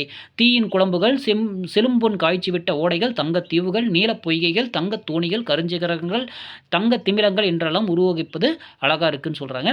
உருவகத்திலும் வினை உருவகம் பயன் உருவகம் வடிவ உருவகம் அதாவது மெய் உருவகம் உரு நிருவகம் அப்படிங்கிற நிறம் உருவகம் அப்படிங்கிற பகுப்பு உண்டு. உருவகத்திலையும் வினை பயன் வடிவம் நிறம் அப்படிங்கிற பகுப்பு உண்டு. எண்ணவளை பின்னும் மூளை சிலந்தி அதாவது சிந்தனை அதாவது வினை உருவகம். எண்ணவளை பின்னும் மூளை சிலந்திங்கிறது சிந்தனை வினை. ஆவேச புயல்களாலும் அசைக்க முடியாத ஆகாசப்பூ கதிரவனை சொல்கிறாங்க. இது பயன் உருவகம். ஆவேச புயலாலும் அசைக்க முடியாத ஆகாசப்பூ கதிரவனை சொல்கிறாங்க. இது பயன் உருவகம். நீல வயலின் நட்சத்திர மணிகள் வானமும் விண்மீன்களும் மெய் உருவகம். நீல வயலின் நட்சத்திர மணிகள் வானமும் விண்மீன்களும் மெய் உருவகம். மலைக்கிழவியின் நரைத்த கூந்தல் அருவியை சொல்கிறாங்க. இது நிற உருவகம். அடுத்து உள்ளுரை ஓமம். உள்ளுரை ஓமம் அப்படின்னா கவிஞர் தான் கூற கருதிய பொருளை வெளிப்படையாக கூறாமல் அகமாந்தரின் மன உணர்வுகளை கருப்பொருள் மூலம் உவமைப்படுத்துவதை உள்ளுரை ஓமம் அதாவது உவமை அப்படின்னு சொல்கிறாங்க. கவிஞர் தான் கூற வந்த பொருளை வெளிப்படையாக சொல்லாமல் அகமாந்தரோட மன உணர்வுகளை கருப்பொருள் மூலம் உவமைப்படுத்துவது தான் உள்ளுரை ஓமம்னு சொல்கிறாங்க. உள்ளுரை ஓமம் என்பது தமிழ் இலக்கியத்திற்கு உரிய ஒப்பற்ற இலக்கிய நெறி. அன்பிற்கு ஆட்படும் தலைவன் தலைவியரின் எண்ணங்களை சொற்களால் வெளிப்படுத்தாமல் நாகரிகமாக மறைத்துக் கொள்வதற்காக அமைத்துக்கொள்ளும் வடிவமாக இதை சொல்கிறாங்க. நாசூக்கா சொல்கிறது. இலக்கியங்களில் காணப்படும் இலக்கிய கரும்பொருள்களின் காட்சி இயற்கை புனைந்துரைகளாக மட்டும் நின்றுவிடாமல் பாடல்களில் இடம்பெறும் மாந்தர்களின் உள்ளத்திலும் உணர்வுகளின் குறிப்பு பொருளாகவும் உள்ளுரை அமையும். இலக்கியங்களில் காணப்படக்கூடிய கருப்பொருள்களோட காட்சி இயற்கை புனைந்துரைகளாக மட்டும் நிற்காமல் பாடல்களில் இடம்பெறும் மாந்தர்களின் உள்ளத்திலும் உணர்வுகளை குறிப்பு பொருளாகவும் உள்ளுரை இருக்கும். ஓவியம் சிற்பம் முதலான நுண்கலைகளும் குறிப்பு பொருள்கள் உண்டு. ஆனால் அவை எல்லோருக்கும் எல்லா காலத்திலும் விளங்கும் என்று கூற முடியாது. கவிதைகளில் உள்ள குறிப்பு பொருள் காலம் கடந்து நிற்கும் ஆற்றல் உடையவை. எனவே கருப்பொருள் கொண்டு விளக்கப்படும் குறிப்பு பொருளாகிய உள்ளுரை ஓமம் தமிழ் இலக்கியத்தின் நேரிய இனிய நாகரிக வழியாக இருக்குது. ஸோ உள்ளுரை அப்படின்னா வினைப்பயன் போன்ற அடிப்படைகளில் தோன்றும். உள்ளுரை அப்படிங்கிறது வினைப்பயன் ஆகியவற்றின் அடிப்படைகளில் தோன்றும் குறியீடுகளை கொண்டு உருவாக்கப்படும். உள்ளுரை அப்படிங்கிறது வினைப்பயன் போன்ற அடிப்படைகளில் தோன்றும் குறியீடுகளை கொண்டு உருவாக்கப்படும். தோழிக்கு சொல்வது போல் தலைவி என்ன சொல்கிறாங்கன்னா மறைந்து நிற்கும் தலைவனுக்கு சொல்வதாக பெருங்குன்றூர் கிழார் பாடிய பாடல் ஒன்று உள்ளுரை ஓமம் அமைந்துள்ளது. மறைந்திருக்கும் தலைவனுக்கு சொல்கிறதாக அமைந்துள்ள பாடல் பெருங்குன்றூர் கிழார் பாடிய பாடல் உள்ளுரை ஓமமாக அமைந்திருது. ஈயல் புற்றத்து ஈரம் புறத்து இருத்து குறும்பி வல்சி பெருங்கை ஏற்றை தூங்கு தோல் துதிய வள்ளுகீர் கதவலின் பாம்பு மதன் அழியும் பானார் கங்கள் அப்படின்னு அகநானூரில் சொல்கிறாங்க. யார் பெருங்குன்றூர் கிழார் பாடியிருக்காரு. ஈயல் புற்றத்து ஈரம் புறத்து இருத்த குறும்பி வல்சி பெருங்கை ஏற்றை தூங்கு தோல் துதிய வள்ளுகிர் கதுவலின் பாம்பு மதன் அழியும் பானா கங்குல் அப்படின்னு சொல்கிறாங்க. தலைவன் பிறர் அறியாமல் தலைவியை சந்திக்க இரவு நேரத்தில் வருகிறான். அவ்வேளையில் பசியுடன் அவளையும் கரடியொன்று ஈசல்கள் நிறைந்த புற்றில் கைவிட்டு பார்க்கிறது. அந்த ஈசல் புற்றில் சுருண்டு படுத்திருந்த பாம்பினை கரடி அறியவில்லை. கரடியின் நகங்கள் பட்டு பாம்பு வழியால் துடிக்கிறது. இங்கு கரடியின் செயலும் பாம்பின் துன்பமும் காட்டப்படுகின்றன. ஆனால் உள்ளே மறைந்திருக்கும் செய்தி வேறு. இரவு நேரத்தில் காட்டை கடந்து வரும் தலைவன் செயலால் தலைவி அஞ்சி வருந்துவதை இப்பாடல் தெரிவிக்கிறது. கரடி தலைவனுக்கும் பாம்பு தலைவிக்கும் குறியீடுகளாக அமைந்து உள்ளுரை ஓமம் உருவாகிறது. மேலும் இப்பாடலில் உள்ளுரை ஓமத்துடன் இறைச்சி பொருளும் அமைந்துள்ளது. இறைச்சி அப்படிங்கிறது உள்ளுரை போன்ற இறைச்சி என்பதும் அகப்பாடலில் வருகின்ற மற்றொரு உத்தியாகும். இது குறிப்பு பொருளில் தான் வரும். இறைச்சியில் பிறக்கும் பொருளுமா ருளவே திருத்தியல் மருங்கின் தெரியுமோர்க்கே. தொல்பொருளில் தொல்காப்பியம் பொருள் அதிகாரத்தில் சொல்கிறாங்க. இறைச்சியில் பிறக்கும் பொருளுமாறுள்ளவே திருத்தியல் மருங்கின் தெரியுமோர்க்கே. இருத்தல் என்றால் தங்குதல் என பொருள்படும். உரிப்பொருளோடு நேரிடை தொடர்பில்லாத குறிப்பு பொருளே இறைச்சி பொருளாக. இது வடமொழியினர் குறிப்பிட்ட தொனிக்கு இணையானது. இறைச்சி பொருள் துணிக்கு இணையானது. துணி அகப்பாடலிலும் புறப்பாடலிலும் வரும். ஆனால் இறைச்சி அகப்பாடலில் மட்டும்தான் வரும்னு சொல்கிறாங்க. அடுத்து குறுந்தொகையில் வந்தக்கூடிய ஒரு பாடல் நசைப்பெரிது உடையர் நல்களும் நல்குவர் பிடிப்பசி களைய பெருங்கை வேளம் மின்சினை பொலிக்கும் அன்பின தோழி அவர் சென்ற ஆரே. நசைப்பெரிது உடையர் நல்களும் நல்குவர் பிடிப்பசி களைய பெருங்கை வேளம் மின்சினை பொலிக்கும் அன்பின தோழி அவர் சென்ற ஆரே. குறுந்தொகையில் சொல்கிறாங்க. பாடலின் 37. அதாவது தலைவன் விரைவில் வருவான் என தோழியை ஆற்றுவிக்கிறாள் தோழி. தலைவன் விரைவில் வருவான் என தோழி தலைவியை ஆற்றுவிக்கிறாள். தலைவன் செல்லும் வழியில் யானை தன் பெண் யானையின் பசியை போக்குவதற்காக மரத்தின் பட்டையை உரித்து அதில் உள்ள ஈரச்சுவையை பருகச் செய்யும். இதுதான் பாடலின் கருத்து. ஆனால் இதில் சொல்லப்படாத குறிப்பு ஒன்றுள்ளது. தலைவன் இந்த அன்பு காட்சியை பார்ப்பான், உடனே திரும்பி தலைவியின் துன்பத்தை தீர்ப்பான் என்பது இதில் உள்ள குறிப்பு பொருளாகும். இக்குறிப்பு பொருளை இறைச்சியாகும். உரிப்பொருளின் புறத்தே நின்று அதன் கருத்தை மேலும் சிறப்பிக்கப்படுகிறது. இறைச்சி தெரிந்து கொள்வோம் அப்படின்னா, கவிஞர் தெரியாத பொருள் ஒன்றை தெளிவாக விளக்குவதற்காக தெரிந்த பொருளை உவமையாக பயன்படுத்துவர். வெளிப்படையாக பொருள் கூறினால் உவமை, உவமைக்குள் மற்றொரு பொருளை குறிப்பாக உணர்த்தினால் அது உள்ளுரை உவமை. குறிப்பு பொருளுக்குள் மேலும் ஒரு குறிப்பு பொருள் அமைந்திருக்குமானால் அதற்கு இறைச்சி என்று பெயர். உள்ளுரை உவமம் கவிதை பொருளோடு சேர்ந்து காணப்படுகிறது. இறைச்சி பொருளில் கவிதை பொருளின் புறத்தே குறிப்பு பொருளாய் வெளிப்படுகிறது. கவிஞர் தெரியாத பொருளை ஒன்றை தெளிவாக விளக்குவதற்கு தெரிந்த பொருளை உவமையாக பயன்படுத்துவாங்க. வெளிப்படையாக பொருள் கூறினால் உவமை, உவமைக்குள் மற்றொரு பொருளை குறிப்பாக உணர்த்தினால் உள்ளுரை உவமை. குறிப்பு பொருளுக்குள் மேலும் ஒரு குறிப்பு பொருள் அமைந்திருக்குமானால் அதற்கு இறைச்சி என்று பெயர். உள்ளுரை உவமம் கவிதை பொருளோடு சேர்ந்து காணப்படுகிறது. இறைச்சி பொருள் கவிதை பொருளின் புறத்தே குறிப்பு பொருளாய் வெளிப்படுகிறது. சொல்லாமல் சொல்வதில்தான் கவிதை இன்பம் சிறைக்கிறது.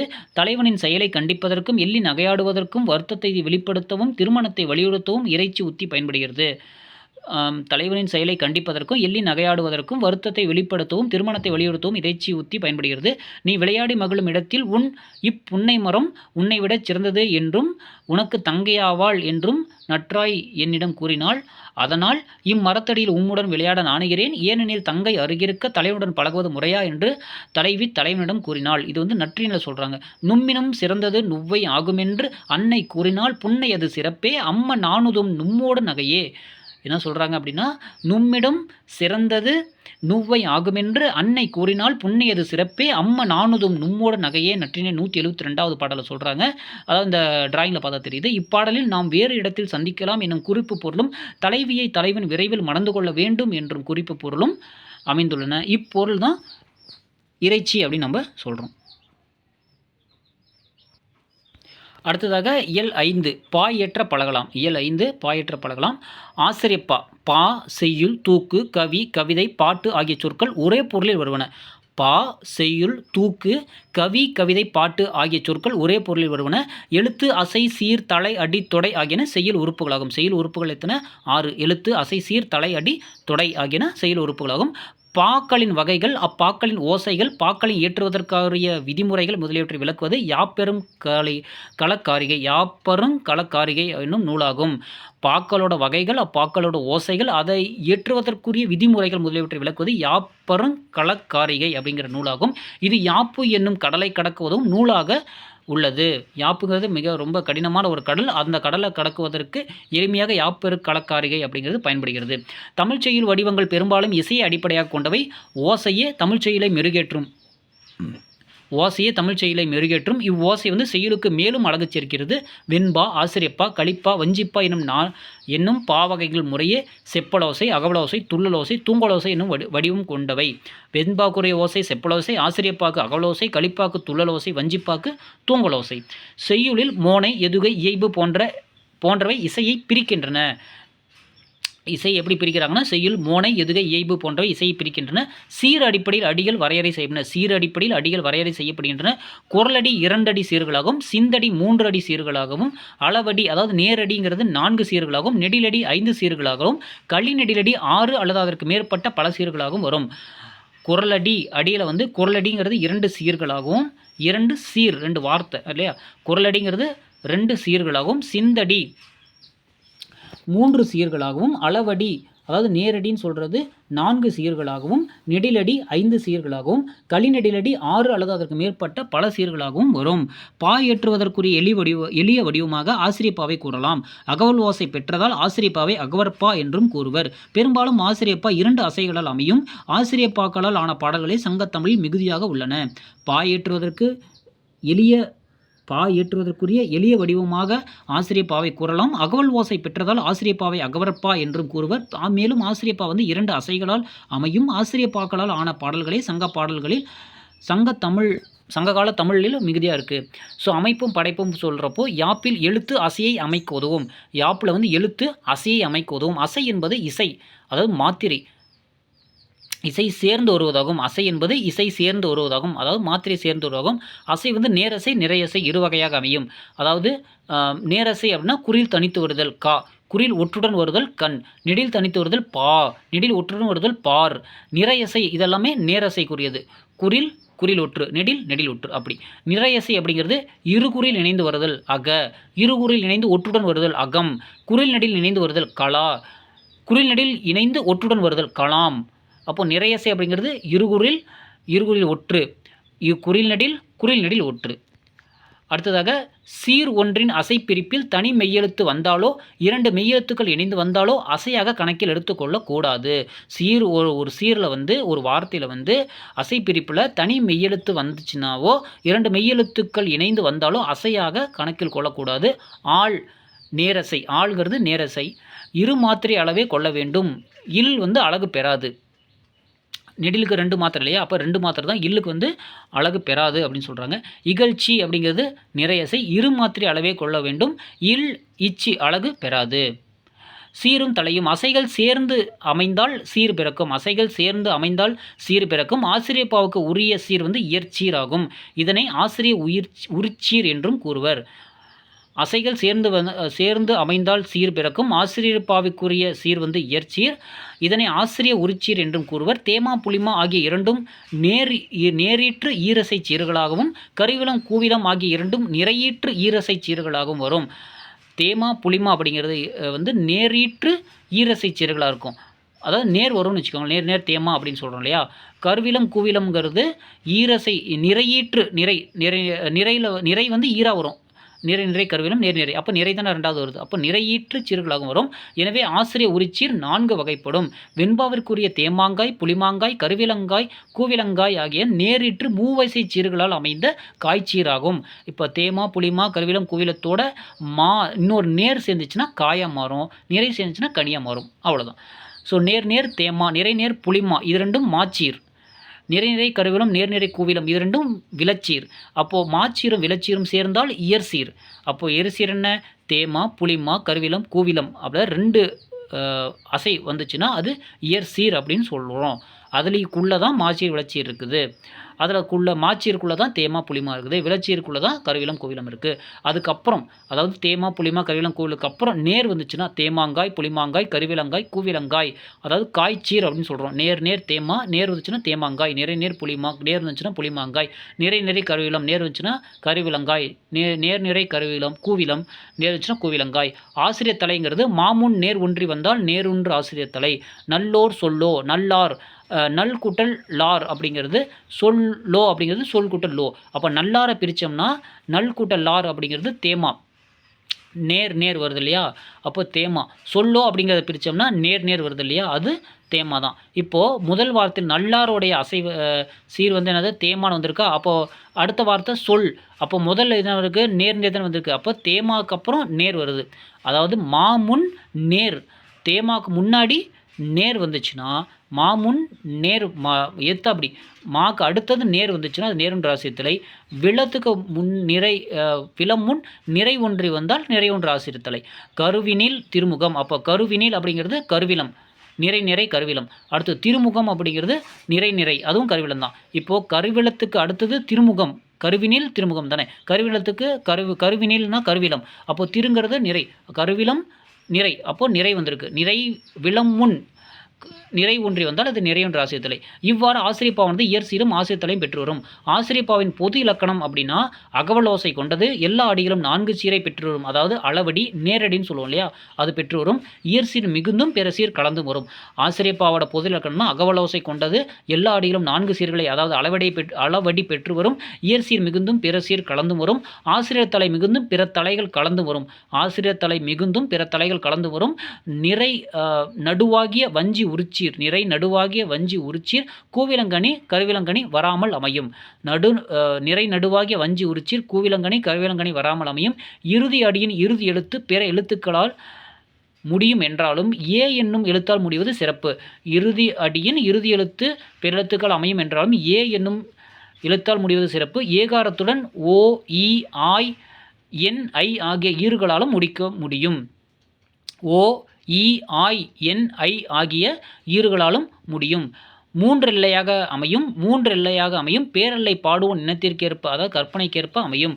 3 அடி சிற்றெல்லையாக அமையும். 3 அடி சிற்றெல்லையாக அமையும். பேரெல்லை பாடுவோன் இனத்திற்கேற்ப 3 அடி சிற்றெல்லையாக இருக்கும். ஸோ ஆசிரியப்பாவோட பொது இலக்கணம் அகவலோசை இருக்கும், எல்லா அடிகளும் 4 சீர் இருக்கும், இயற்சீர் மிகுந்து பிற சீர் கலந்தும் வரும், ஆசிரியர் தலை மிகுந்தும் பிற தலைகள் கலந்தும் வரும், நிறை நடுவாகிய வஞ்சி உரிச்சி கூவிலங்கனி கருவிலங்கனி வராமல் அமையும். இறுதி அடியின் இறுதி எழுத்து பிற எழுத்துக்களால் முடியும் என்றாலும் ஏ என்னும் எழுத்தால் முடிவது சிறப்பு. ஏகாரத்துடன் ஓ இ ஆய் என் ஐ ஆகிய இருகளால் முடியும். 3 அடி சிற்றலையாக அமையும். பேரலை பாடுவோன் இனத்திற்கு ஏற்ப கற்பனைக்கேற்ப அமையும். ஆசிரியப்பாவின் வகை அப்படின்னா கடை அயற்பதம். கடை அயற்பதம் அப்படின்னா இறுதி அடிக்கு முந்தைய அடி 3 சீர்களை பெற்று வருவது நேரிசை ஆசிரியப்பாவாகும். மற்ற அடிகள் 4 சீர்களை பெற்று வரும். நேரிசை ஆசிரியப்பா அப்படின்னா இறுதி அடிக்கு முந்தைய அடி கடை அயற்பாதம் அப்படின்னு சொல்கிறாங்க. இறுதி அடிக்கு முந்தைய அடி 3 சீர்களை பெற்று வருவது நேரிசை ஆசிரியப்பாகும். மற்ற அடிகள் 4 சீர்களை பெற்று வரும். இடைப்பலக்குன்றின் இணைக்குரல் அப்படின்னா முதலடி இறுதி அடியும் 4 சீர்களை பெற்று இடையடிகள் இணையாய் 2 சீர்களாய் குரலடி 3 சீர்களாகவும் சிந்தடியாகவும் வருவது இணைக்குரல் ஆசிரியப்பாகும். அதாவது முதலடியும் இறுதியடியும் 4 சீர்களை பெற்று இணையடிகள் இணையாய் 2 சீர்களாக வந்துச்சுன்னா அது குரலடி, 3 சீர்களாக வந்தால் சிந்தடியாக வருவது இணைக்குரல் ஆசிரியப்பாவாகும். எல்லா அடிகளும் ஒத்து நடைபெறுமானின் நிலைமண்டில் ஆசிரியப்பா. எல்லா அடிகளும் ஒத்து நடைபெறுமாயின் நிலைமண்டில் ஆசிரியப்பா. எல்லா அடிகளும் 4 சீர்களை பெற்று வருவது நிலைமண்டில் ஆசிரியப்பாவாகும். எல்லா அடிகளும் 4 சீர் பெற்று வருவது நிலைமண்டில் ஆசிரியப்பாவாகும். எல்லா அடிகளும் ஒத்து நடைபெறுமாயின் நிலைமண்டில் ஆசிரியப்பான்னு சொல்றாங்க. அதாவது எல்லா அடிகளும் 4 சீர்களை பெற்றுவது நிலைமண்டில் ஆசிரியப்பா. ஏ என்ற எழுத்தாலும் என் என்ற அசை சொல்லாலும் முடியும். ஏ என்ற எழுத்தாலும் என் அப்படிங்கிற அசை சொல்லாலும் முடியும். அசைச்சொல் யாப்புக்காக ஆகப்படும் பொருளில்லாத சொல். அசைச்சொல் அப்படிங்கிறது யாப்புக்காக ஆகப்படும் பொருளில்லாத சொல். அடுத்ததாக நடு ஆதி அந்தத்து அடைதரு பாதத்து அகவல் அடிமறி மண்டலமே. நடு ஆதி அந்தத்து அடைதரு பாதத்து அகவல் அடிமறி மண்டலமே அப்படின்னா பாடலில் உள்ள அடிகளை மாற்றி மாற்றி அமைத்தாலும் ஓசையும் பொருளும் மாறாது அமைவது அடிமறி மண்டில ஆசிரியப்பாவாகும். ஆசிரியர் தாளிசை, ஆசிரியத்துறை, ஆசிரிய விருத்தம் என்பன ஆசிரியப்பாவின் இனங்களாகும். ஆசிரியர் தாளிசை, ஆசிரியத்துறை, ஆசிரிய விருத்தம் என்பன ஆசிரியப்பாவின் இனங்களாகும். ஆசிரியப்பாவில் அமைந்த பாடலோட விளக்கம் எப்படி பார்க்குறோம்னா, தமிழ் கவிஞர் பலர் ஆசிரியப்பாவால் எழுதியுள்ள பாடல்கள் ஆசிரியப்பாவின் இலக்கணங்களை மூலம் பயிற்சி பெறலாம். பாரதியாரோட ஒரு பாடல் கொடுத்துருக்காங்க. வாழிய செந்தமிழ் வாழ்க நற்றமிழர், வாழிய பாரத மணித்திருநாடு, இன்னெருமை வருத்தும் இன்னல்கள் மாய்க, நன்மை தெய்துக தீதெல்லாம் நலிக. வாழிய செந்தமிழ் வாழ்க நற்றமிழர், வாழிய பாரத மணித்திருநாடு, இன்றமை வருத்தும் இன்னல்கள் மாய்க, நன்மை வந்தெய்துக தீதெல்லாம் நலிக. பாரதியின் இப்பாடல் ஒவ்வொரு அடியும் 4 சீர்களில் அமைந்த இடையில் காய்ச்சீராகிய மூவசை சீர் பெற்று வந்த ஆசிரியப்பாவாகும். அதாவது பிரிக்கும் பொழுது நம்மளுக்கு தெரியும், நேர் நிறை, அடுத்து நேர் நிறை, எல்லாமே நேர்நிறைகளாக வந்திருக்கும். ஒரு இடத்துல மட்டும் நேர் தேமாங்காய், அதாவது மாச்சீர் வந்திருக்கும். மாச்சீர் என்று கூறினால் முதலில் அது ஈரசைச்சீர் என்றும், பிறகு நேரசை ஈற்றிலே உடைய ஈரசைச்சீர் என்றும், காய்ச்சீர் என்று கூறினால் முதலில் மூவசைச்சீர் என்றும், பிறகு நேரசை ஈற்றிலே உடைய மூவசைச்சீர் என்றும் நினைவு கொள்ள வேண்டும். மாச்சீர் அப்படின்னு சொன்னாவே முதலில் அது ஈரசைச்சீர் தான். மாச்சீர்னாவே என்ன பண்ணும், முதல்ல அது ஈரசைச்சீர் தான். பிறகு நேரசை ஈற்றிலே உடைய ஈரசைச்சீர். மாச்சீர்னு சொன்னால் தேமா இல்லையா, அப்போ 2 ஈரசைச்சீர் தான். அப்புறம் என்னன்னோ நேரசை தான், நேர் தான் தேமா, அப்போ நேரசை ஈற்றிலே உடைய ஈரசைச்சீர்னு சொல்லணும். அப்போ காய்ச்சீர் அப்படின்னு சொன்னோம்னா இது வந்து மூவசைச்சீர்னு ஞாபகம் வச்சுக்கணும். பிறகு நேரசை ஈற்றிலே உடைய மூவசை, அதாவது 3ஆவதாக ஒரு நேர் இருந்துச்சுன்னா அது காய்ச்சீர் அப்படின்னு நம்ம ஞாபகம் வச்சுக்கணும். அடுத்தது பாடலின் அசைக்குரிய வாய்ப்பாடு இவங்க எல்லாமே கொடுத்துருங்க. 2 தேமாங்காய் வருதோ, அதாவது இயற்சீரும், இயற்சீர்னா என்னது, ஈரசைச்சீர் தானே. தேமா விளச்சீர், மாச்சீர், விளச்சீர் அந்த மாதிரி வருது. ஈரசைச்சீர், காய்ச்சீரும் மூவசைச்சீரும் பயின்று வந்துள்ளன. ஸோ வாய்ப்பாற்று தலை, அதாவது நேரென்று ஆசிய தலை, நிறென்று ஆசிய தலை, இயற்சீர் வெண்டலை, வெண்சீர் வெண்டலை ஆகிய தலைகள் இடம்பெற்றுள்ளன. இவ்வாறு 2 அசைகள் உடைய எளிய சொற்களை கொண்டு ஆசிரியப்பா தலைகளோடு பாடல் எழுதி பழகணும்னு சொல்கிறாங்க. ஆசிரிய விருத்தம் அப்படின்னா ஆசிரிய விருத்தத்தால் அமைந்த பாடல்களை இன்றும் பெருவழக்கில் உள்ளன. இவ்வகையான பாடல்கள் எளிதாக கையாளலாம். ஆசிரியப்பாவின் இனங்களுள் ஒன்றே விருத்தம். 6 சீர்களால் அமைந்த பாடல்களை அறுசீர் கடிநெடிலடி ஆசிரிய விருத்தம் என்றும், 7 சீர்களால் அமைந்த பாடலை எழுசீர் கடிநெடிலடி விருத்தம் என்றும், 8 சீர்களால் அமைந்த பாடல்களை எண்சீர் களிநடிலடி ஆசிரிய விருத்தம் என்றும் பாவகைகளை குறிப்பிடுவர். 6 அல்லது அதற்கு மேற்பட்ட எத்தனை சீர்கள் வந்தாலும் அந்த அடி களிநெடிலடி ஆகும். அறுசீர் களிநெடிலடி ஆசிரிய விருத்தம் அமையும் முறை அப்படின்னா, அறுசீர் களிநெடிலடிகள் 4 கொண்டதாக அமைந்து 4 அடியும் அளவுத்து வர வேண்டும். 4 அறுசீர் களிநெடிகள் 4 கொண்டதாக அமைந்து 4 அடியும் அளவுத்து வர வேண்டும். முதற் சீரிலும் 4ஆம் சீரிலும் மோனை அமைத்தும், முதற் சீரிலும் 5ஆம் சீரிலும் மோனை அமைத்தும் அறுசீர் களிநெடி ஆசிரிய விருத்தம் எழுதலாம்.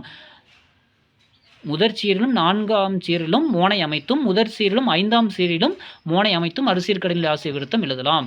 அடுத்தது யாப்பில்லா பாடலேனும் யார் தரும் கவிதையேனும் மாப்பலா போல எண்ணி மடியிலே வாங்கிக் கொண்டு காப்பிலா தமிழர் நெஞ்சில் காலமெல்லாமும் வாழும் மூப்பில்லா தமிழே உன்னை முதல் வணங்குகின்றேன். இப்பாடல் அடிதோறும் 6 சீர்கள் பெற்று முதற் சீரிலும் 4ஆம் சீரிலும் மோனை அமைந்து நயம் சிறக்க காணலாம்னு சொல்கிறாங்க. யாப்பிலா பாடவேனும் யார் தரும் கவிதையேனும் மாப்பில்லா போல எண்ணி மடியிலே வாங்கி கொண்டு காப்பிலா தமிழர் நெஞ்சில் காலமெல்லாமும் வாழும் மூப்பில்லா தமிழே உன்னை முதலாக வணங்குகின்றேன்.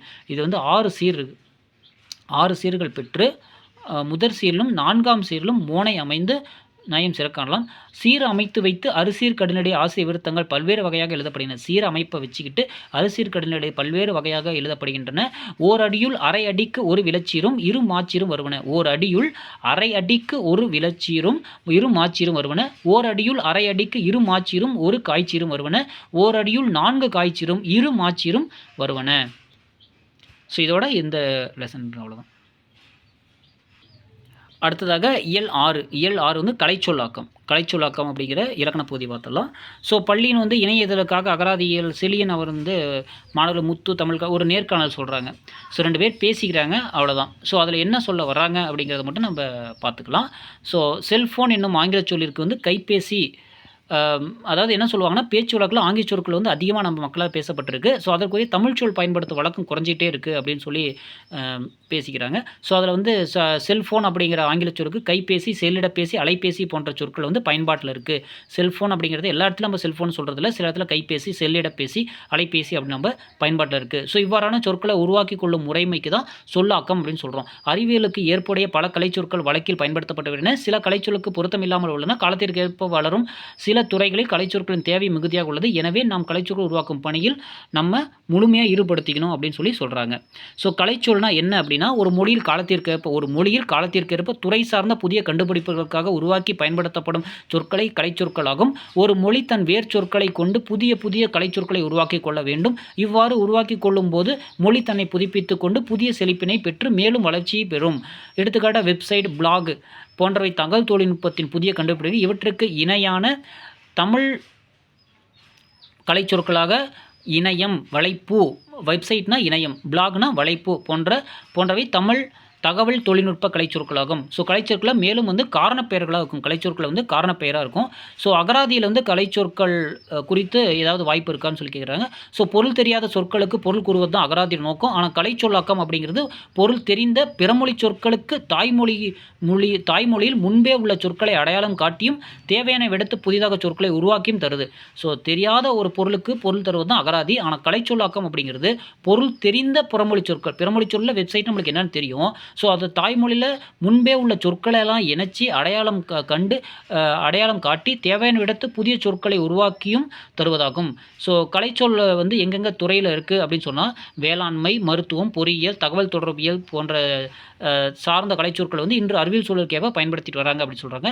மருத்துவமனை அப்படின்னா கிளினிக், மருத்துவமனைனா கிளினிக் அப்படின்னு சொல்கிறோம். குருதிப்பிரிவு பிளட் குரூப்பு, மருந்தாளுநர் ஃபார்மசிஸ்ட், ஊடுகதிர் எக்ஸ்ரே, குடற்காய்ச்சல் டைஃபாய்டு, களிம்பு ஆயின்மெண்ட் முதலிய வந்து மருத்துவ கலைச்சொற்கள்.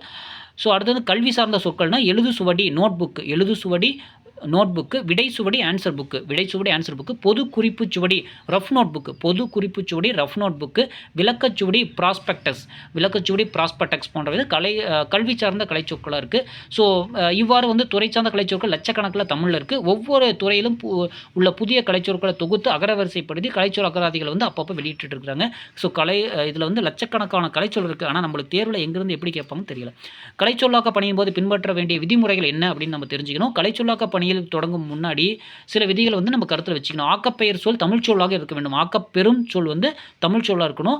பொருள் பொருத்தமுடையதாக அதே நேரத்தில் செயலை குறிப்பதாகவும் அமைத்தல் வேண்டும். பொருள் பொருத்தமுடையதாகவும் அதே நேரத்தில் வந்து செயலை குறிப்பதாகவும் அமைத்தல் வேண்டும். வடிவில் சிறியதாக எளிமையாக இருக்க வேண்டும்.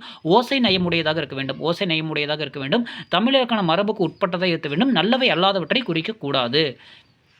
ஆக்கப்பெரும் சொல் தமிழ் சொல்லாக இருக்கணும். பொருள் பொருத்தமுடையதாக இருக்கணும். அதே நேரத்தில் செயலை குறிப்பதாக அமைதல் வேண்டும். வடிவில் சிறியதாக எளிமையாக இருக்க வேண்டும். ஓசை நயமுடையதாக இருக்க வேண்டும். தமிழருக்கான மரபுக்கு உட்பட்டதாக இருக்க வேண்டும். நல்லவனை அல்லாதவற்றை குறிக்கக்கூடாது. ஸோ கலைச்சொல் உருவாக்கத்தில் மாணவர்கள் எப்படி பங்கு பெறலாம் அப்படின்னு சொல்லி கேட்டிருப்பாங்க. ஸோ நாள்தோறும் வந்து புதிய கண்டுபிடிப்பை உருவாக்க கொண்டிருக்கக்கூடிய இந்த சூழ்நிலையில் அதற்கான கலைச்சொல் ஆக்கங்களும் நிகழ்ந்து கொண்டே இருக்கின்றன. ஸோ பெரும்பாலும் வந்து ஏற்ற அளவு தான் இருக்குது. அக்கலைச்சொற்களை மக்கள் பயன்பாட்டிற்கு கொண்டு வர வேண்டும். அதாவது email, smart phone, Windows 10, 8G என்ற ஆங்கில சொற்களுக்கு இணையாக இமெயில் அப்படின்னா மின்னஞ்சல், ஸ்மார்ட் ஃபோன்னா திறன்பேசி, விண்டோஸ் அப்படின்னா பலகணி, 10, 8ஆம் தலைமுறை போன்ற 8Gனா 8ஆம் தலைமுறை போன்ற கலைச்சொற்கள் தமிழில் உள்ளன. இதிலும் வந்து இதழ்களும் ஊடகங்களும் வந்து துணை நிற்கணும் அப்படின்னு சொல்கிறாங்க. ஸோ புதிய கண்டுபிடிப்புக்கான கலைச்சொற்கள் எப்படி பெறலாம் சொல்கிறப்போ மின் இதழ்கள் தமிழ் இணைய கல்விக் கழகத்தின் இணையதளம், மின் இதழ்கள் தமிழ் இணைய கல்விக் கழகத்தின் இணையதளம் போன்றவற்றிலிருந்து பெற முடியும். தமிழ்நாட்டு பாடநூல் நிறுவனம் 20க்கும் மேற்பட்ட துறைகளுக்கு கலைச்சொல் வெளியிட்டு வருகிறது. பள்ளியில் செயல்படும் கையெழுத்து இதழியலில் கலைச்சொல்களுக்கென தனியிடம் ஒதுக்கி மாணவர்களுக்கு கலைச்சொல் குறித்த விழிப்புணர்வு ஏற்படுத்தலாம். ஸோ அன்றாடம் ஆங்கில சொல்லுக்கு என்னென்ன தமிழ் கலைச்சொல் ஸ்மார்ட் ஃபோன் அப்படின்னா திறன்பேசி, டச் ஸ்க்ரீன் தொடுதிரை, பக்னா பிழை, கெசட் அப்படின்னா அரசிதழ், டிஸ்பேட்ச் அப்படின்னா அனுப்புகை, சப்சிடி அப்படின்னா நல்கை, செயிலிங் அப்படின்னா உச்சவரம்பு, சர்க்குலர்னா சுற்றறிக்கை, சப்ஜூனியர்னா மிக இளையோர், சூப்பர் சீனியர் மீ மூத்தோர், கேரம் நாளாங்குழி ஆட்டம், சேல்ஸ் டாக்ஸ் விற்பனை வரி, கஸ்டமர் வாடிக்கையாளர், கன்சியூமர் நுகர்வோர், அக்கவுண்ட் பற்று வரவு கணக்கு, ரெஃப்ரினா நடுவர். ஸோ முதல்ல கலைச்சொல் இன்றியமையாத தேவை என்ன இருக்குது அப்படின்னா, உலகின் தொன்மையான மொழிகளுள் இன்றும் நிலைத்து நிற்கின்ற மொழி வந்து தமிழ் மொழி. காலத்திற்கேற்ப தன்னை புதுப்பித்து கொள்ளும் மொழியே வாழும். மருத்துவம், பொறியியல், தொழில்நுட்ப, அறிவியல் ஆகியவற்றை தமிழ் வழியில் பயில கலைச்சொல்லாக்கம் இன்றியமையாததாக உள்ளது. தாய்மொழி வழியாக சிந்தனை மட்டுமே புதிதான கண்டுபிடிப்புகளுக்கு வழிவகுக்கும். உலகின் எந்த மொழியில் எவ்வகையான கண்டுபிடிப்புகள் நிகழ்ந்தாலும் உடனுக்குடன் ஜப்பானியர்கள் தங்கள் மொழியில் புதிய சொல்லை கொண்டு உருவாக்கி விடுவர். தாய்மொழி வழியில் ஜப்பானியர் அறிவியல் தொழில்நுட்ப பாடங்களை கற்பதால் அங்கே நாள்தோறும் புதிய கண்டுபிடிப்புகள் நிகழ்கின்றன. கலைச்சொல்லாக்கம் இல்லையென்றால் அவற்றை நாம் ஒளிபெயர்ப்பு சொல்லாகவே நாம் பயன்படுத்த முடியும். எனவே கலைச்சொற்களை நடைமுறை பயன்பாட்டு கொண்டு வருவது இன்றியமையாதது. ஸோ இதெல்லாமே ரொம்ப முக்கியம் அப்படிங்கிறது நம்ம பார்க்குறோம். அடுத்தது அறிவியல் கலைச்சொற்களை தமிழாக்குவதில் உள்ள முறைகள் குறித்து அறிவியல் அறிஞர் வா.செ. குழந்தைசாமி பின்வருமாறு குறிப்பிடுகிறார். அதாவது பழந்தமிழ் சொல்லை பயன்படுத்துதல், பழந்தமிழ் இலக்கிய சொல்லை பயன்படுத்துதல் எப்படின்னா, பைலட்னா வளவன் அப்படிங்கிறது பழந்தமிழ் இலக்கிய சொல். பேச்சு சொல்லை எப்படி பயன்படுத்துதல்னா, அம்மை அப்படின்னா மீசலிஸ்னா அம்மை பேச்சு சொல்லு. பிறமொழி சொல்லினை கடன் பெறுதல்னா டெசிமல்னா தசம முறை. பிறமொழி சொல்லை கடன் பெறுதல் தசம முறை. புதுச்சொல்லை படைத்தல்னா மாலிக்குள்ளம்னா மூலக்கூறு. உலக வழக்க சொல்லை ஏற்றுக்கொள்ளுதுன்னா எக்ஸ்ரே. பிறமொழி சொற்களை மொழிபெயர்த்தல் அப்படின்னா ஒளிச்சேர்க்கை ஃபோட்டோசிந்தசிஸ். பிறமொழி துறை சொற்களை மொழிபெயர்த்தினா ஃபோட்டோசிந்தசிஸ் ஒளிச்சேர்க்கை. ஒளிபெயர்த்து பயன்படுத்தும் சொற்கள் மீட்டர் ஓம் மீட்டர். உலக அளவிலான சூத்திரங்கள் சமேசான் root of A πr² H2O calcium அந்த மாதிரி CA. தமிழ் கலைச்சொற்களை உருவாக்கப்படும் பழந்தமிழ் சொற்களையும் பேச்சு வழக்கு சொற்களையும் புதிய சொற்களையும் இயன்றவை பயன்படுத்த வேண்டும். அன்றாடம் உரையாடலில் நாம் தமிழ் சொற்களை பயன்படுத்தும் வழக்கத்தை ஏற்படுத்திக் கொள்ள வேண்டும். கலைச்சொல்லாக்க பணியில் ஈடுபடுவோர் பிறமொழி சொற்களை அப்படியே கையாள்வதையோ ஒளிபெயர்ப்பு சொற்களை மாற்றுவதையோ கடன் வாங்குவதையோ தவிர்க்க வேண்டும். நாம் கலைச்சொல்லாக்க பணியில் ஈடுபடும் பொழுது தமிழில் எண்ணற்ற புதிய சொற்களை உருவாக்குவதோடு படைப்புகளையும் சார்ந்து நாம் அறிந்து கொள்ளலாம் அப்படிங்கிறது சொல்கிறாங்க. ஸோ இதில் தெரிந்து கொள்ளுங்கிற ஒரு பகுதி கொடுத்துருக்காங்க. ஒரு சொல்லை மொழிபெயர்க்கும் பொழுது அது புதிய சொல்லை உருவாக்கும் பொழுது அச்சொல் அதே போன்று வேறு சொற்களை உருவாக்க வேண்டும். எடுத்துக்காட்டாக லைப்ரரி என்னும் ஆங்கில சொல்லுக்கு நூலகம், நூல் நிலையம் ஆகிய சொற்கள் கையாளப்படுகின்றன. இச்சொற்களில் நூலகம் என்னும் சொல்லே மேலும் பல சொற்களை உருவாக்கும் ஆக்கத்திறன் கொண்டது. லைப்ரரினா நூலகம், லைப்ரரியன் நூலகர், லைப்ரரி சயின்ஸ் நூலக இயல். இன்றைய நிலையில் பலரும் கலைச்சொற்களை உருவாக்கிய வண்ணம் உள்ளனர். கற்றறிந்தோர், கற்றறியாதோர், கைவினைஞர்கள், பயிற்றுனர், மாணவர்கள், மகளிர், குழந்தைகள் என பலரும் கலைச்சொற்களை தாமாகவே உருவாக்குகின்றனர். அறிவியல் கலைச்சொற்களை உருவாக்கும் பொழுது பல்வேறு சொற்களை ஆள்கின்றனர். எடுத்துக்காட்டாக ஆன்டிபயோட்டிக்ஸ் எதிர் உயிர் பொருள், நுண்ணுயிர் கொல்லிகள், உயிர் நச்சுகள், கேடுயிர் கொல்லிகள், நச்சுயிர் கொல்லிகள் என பல கலைச்சொற்களை பயன்படுத்தி வருகின்றன. இக்கலைச்சொற்கள் தமிழில் சொல்லாக்க வளர்ச்சியினை வெளிப்படுத்துவதாக உள்ளன. ஆனால் கலைச்சொற்களை கற்பதிலும் அவற்றை புரிந்து கொள்வதும் துறை சார்ந்த நிலை குழப்பம் ஏற்படவே வாய்ப்புள்ளது. இவற்றை தவிர்க்க அச்சொற்களை தரப்படுத்தி பயன்படுத்த வேண்டும். இதற்கென குழு ஒன்றை உருவாக்கலாம். ஸோ தென்னாப்பிரிக்காவின் பெண்கள் விடுதலை என்னும் தலைப்பில் எழுதிய கட்டுரை எழுதத் தொடங்கிய பாரதி மெம்பர் என்ற ஆங்கில சொல்லுக்கு தமிழ் சொல்லொன்றை உருவாக்க முனைந்தார். மெம்பர் என்பது சரியான தமிழ் சொல் எனக்கு அகப்படவில்லை. இது ஆச்சரியத்திலும் ஆச்சரியம். அவையவி சரியான வார்த்தை இல்லை. அங்கத்தான் கட்டி வராது. சபிகன் சரியான பதம்தான், ஆனால் பொதுஜனங்களுக்கு தெரியாது. யாரேனும் பண்டிதர்கள் நல்ல பதங்கள் கண்டுபிடித்து கொடுத்தால் புண்ணியம் உண்டு. அரை மணி நேரம் யோசிப்பார் உருப்பாளி. ஏதெல்லாம் நினைத்தேன், ஒன்றும் மனதிற்கு பொருந்தவில்லை. என்ன செய்வேன்? கடைசியாக மெம்பர் என்று எழுதிவிட்டேன். இன்னும் 6 அமர யோசித்து சரியான பதங்கள் கண்டுபிடித்து மற்றொரு முறை சொல்கிறேன் அப்படின்னு பாரதியார் சொல்லியிருக்காங்க. அடுத்தது நிறுத்தற் குறியீடுகள் ரொம்ப முக்கியமானது. மொழியை கற்கும் ஒருவர் படித்தல், எழுதுதல், கேட்டல், பேசுதல் பல்வேறு திறன்களை உள்ளடக்கியவராக விளங்க வேண்டும். குறிப்பாக படித்தல் என்னும் திறனானது வடிவத்தை காணுதல், முறையாக ஒலித்தல், பொருள் உணர்தல் ஆகிய 3 செயல்களை உள்ளடக்கியதாகும். படித்தல் என்னும் திறனானது வடிவத்தை காணுதல், முறையாக ஒலித்தல், பொருள் உணர்தல் ஆகிய 3 செயல்களை உள்ளடக்கியதாகும். இவற்றுள் எந்த செயலில் குறைவு ஏற்பட்டாலும் படித்தல் முழுமையடையாது. ஒரு தொடரையோ பத்தியையோ கட்டுரையாக படிக்கும் பொழுது பொருள் உணர்வுக்கு ஏற்ப நிறுத்தி படிக்க வேண்டிய இடத்தில் நிறுத்தியும், சேர்த்து படிக்க வேண்டிய இடத்தில் சேர்த்தும், வியப்பு, அச்சம், வினா முதலிய உணர்வுகள் வெளிப்படுத்தியும் இடங்களில் அவற்றை வெளிப்படுத்தியும் படிக்க வேண்டியது படிப்பவர் தம் கடமையாகும். பேருந்து, தொடர்வண்டி, வானூர்தி போன்றவை நிற்கும் இடத்திற்கு நிறுத்தம் என்பது பெயர். அவற்றைப் போலவே மக்கள் உணர்வின் இயக்கமாக விளங்கும் மொழியின் இயக்கத்திற்கும் நிறுத்தம் உண்டு. வண்டியின் சாலை விதிகளுக்கு ஏற்ப இயங்கவும், நிறுத்தவும், விலகவும், ஒதுங்காமல் பின்வரவும் என குறியீடுகள், விளக்குகள், ஒலிகள் உள்ளவை போலவே சொற்றொடர் நிறுத்தங்களுக்கும் குறிகள் என்னும் அடையாளங்கள் உண்டு. அவற்றிற்கு நிறுத்தற் குறிகள் என்று பெயர். மறைமலையடிகள் மரணத்திற்கு பின் மனிதர் நிலை என்னும் நூலை இயற்றினார்.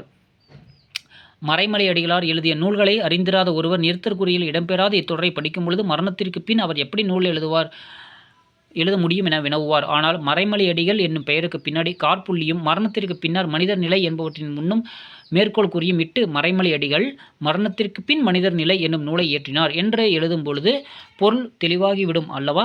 எனவே நிறுத்தற்குறிகள் ஒரு தொடரின் உள்ள பொருள் வேறுபாட்டை உணர்த்துவதற்கு அடிப்படையாக விளங்குகின்றன. நிறுத்தற்குறிகளை பயன்படுத்தி படிக்க முயலும் தெளிவாக பொருள் உணர்ந்து படிப்பவர்களுக்கும் கேட்பவர்களுக்கும் பயன்பெறுவர். நிறுத்தற்குறிகளை இடாமல் எழுதுவதோ இடமாற்றி குறியீடுகளை இடுவதோ தொடரின் பொருளை மாற்றிவிடும்.